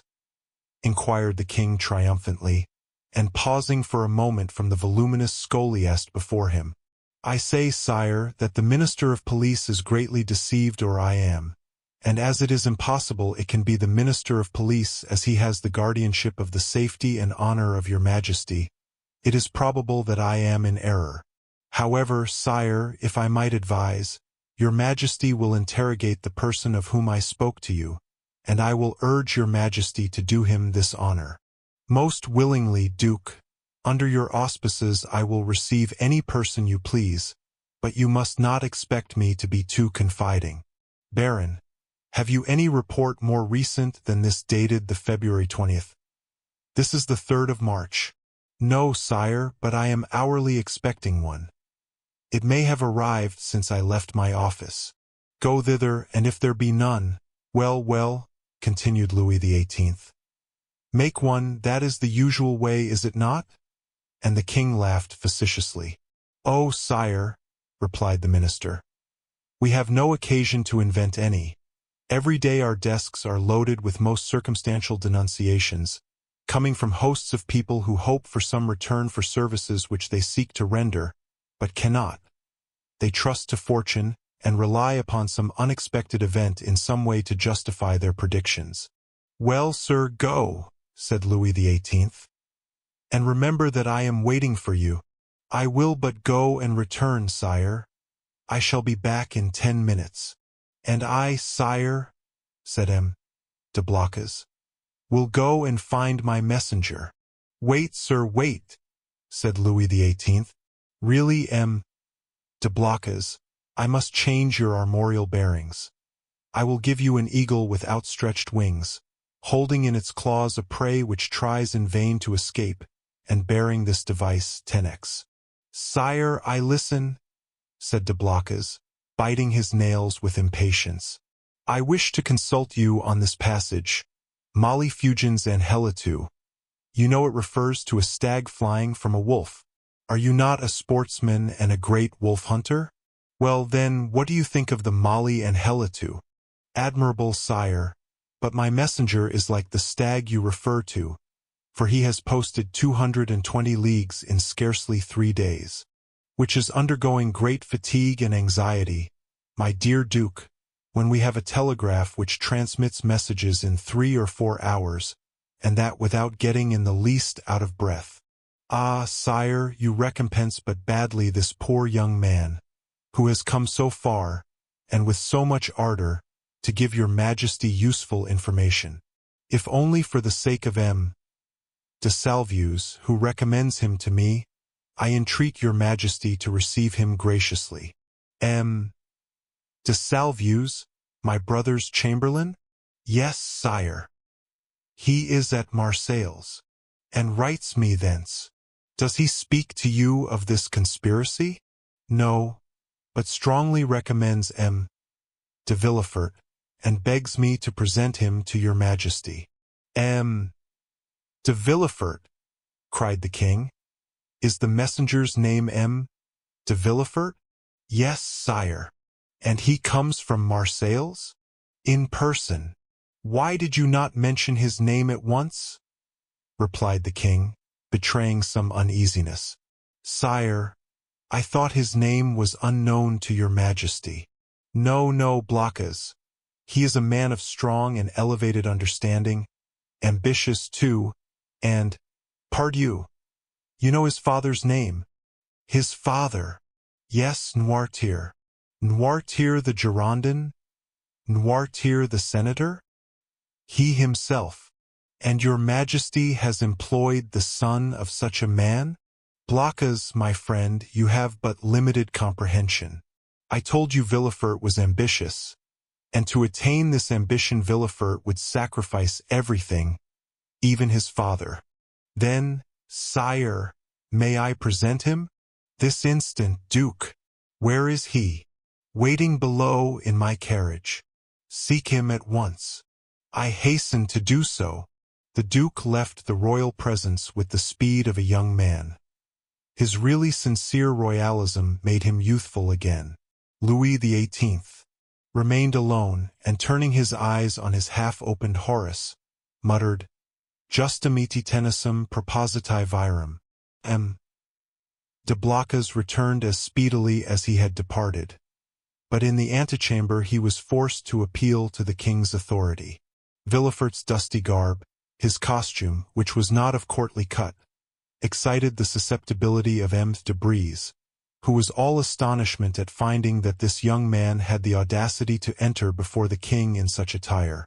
The Duke, however, overcame all difficulties with a word, His Majesty's order, and, in spite of the protestations which the master of ceremonies made for the honor of his office and principles, Villefort was introduced.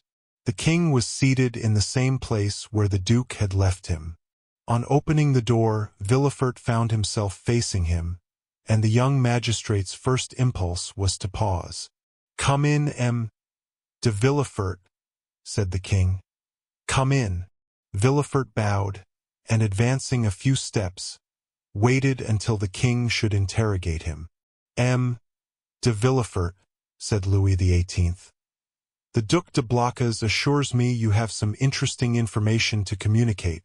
Sire, the Duke is right, and I believe your Majesty will think it equally important. In the first place, and before everything else, sir, is the news as bad in your opinion as I am asked to believe? Sire, I believe it to be most urgent, but I hope, by the speed I have used, that it is not irreparable. Speak as fully as you please, sir, said the king, who began to give way to the emotion which had showed itself in Blacas's face and affected Villefort's voice. Speak, sir, and pray begin at the beginning. I like order in everything. Sire, said Villefort, I will render a faithful report to your Majesty, but I must entreat your forgiveness if my anxiety leads to some obscurity in my language.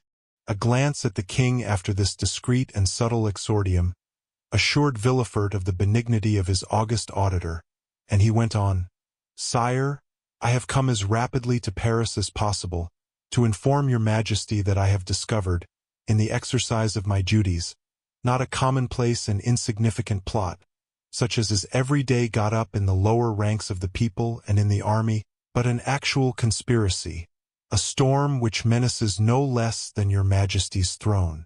Sire, the usurper is arming 3 ships. He meditates some project, which, however mad, is yet, perhaps, terrible.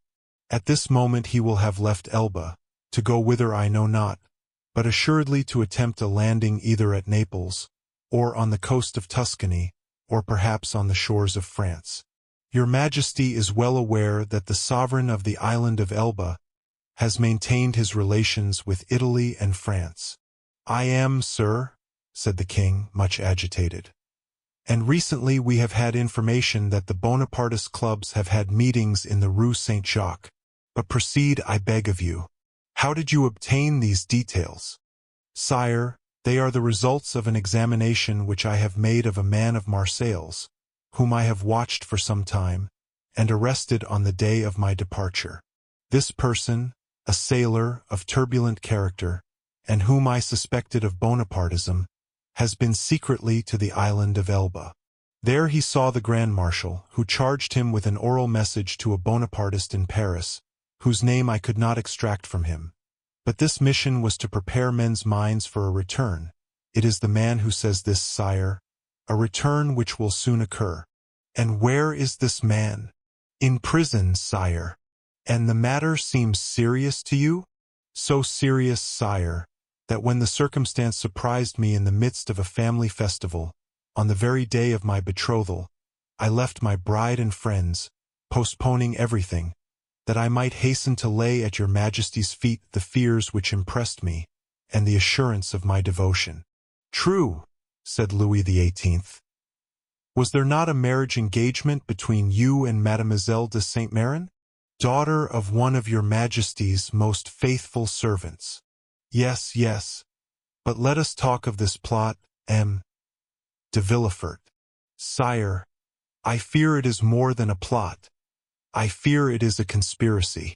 A conspiracy in these times, said Louis XVIII, smiling, is a thing very easy to meditate but more difficult to conduct to an end, inasmuch as, re-established so recently on the throne of our ancestors, we have our eyes open at once upon the past, the present, and the future.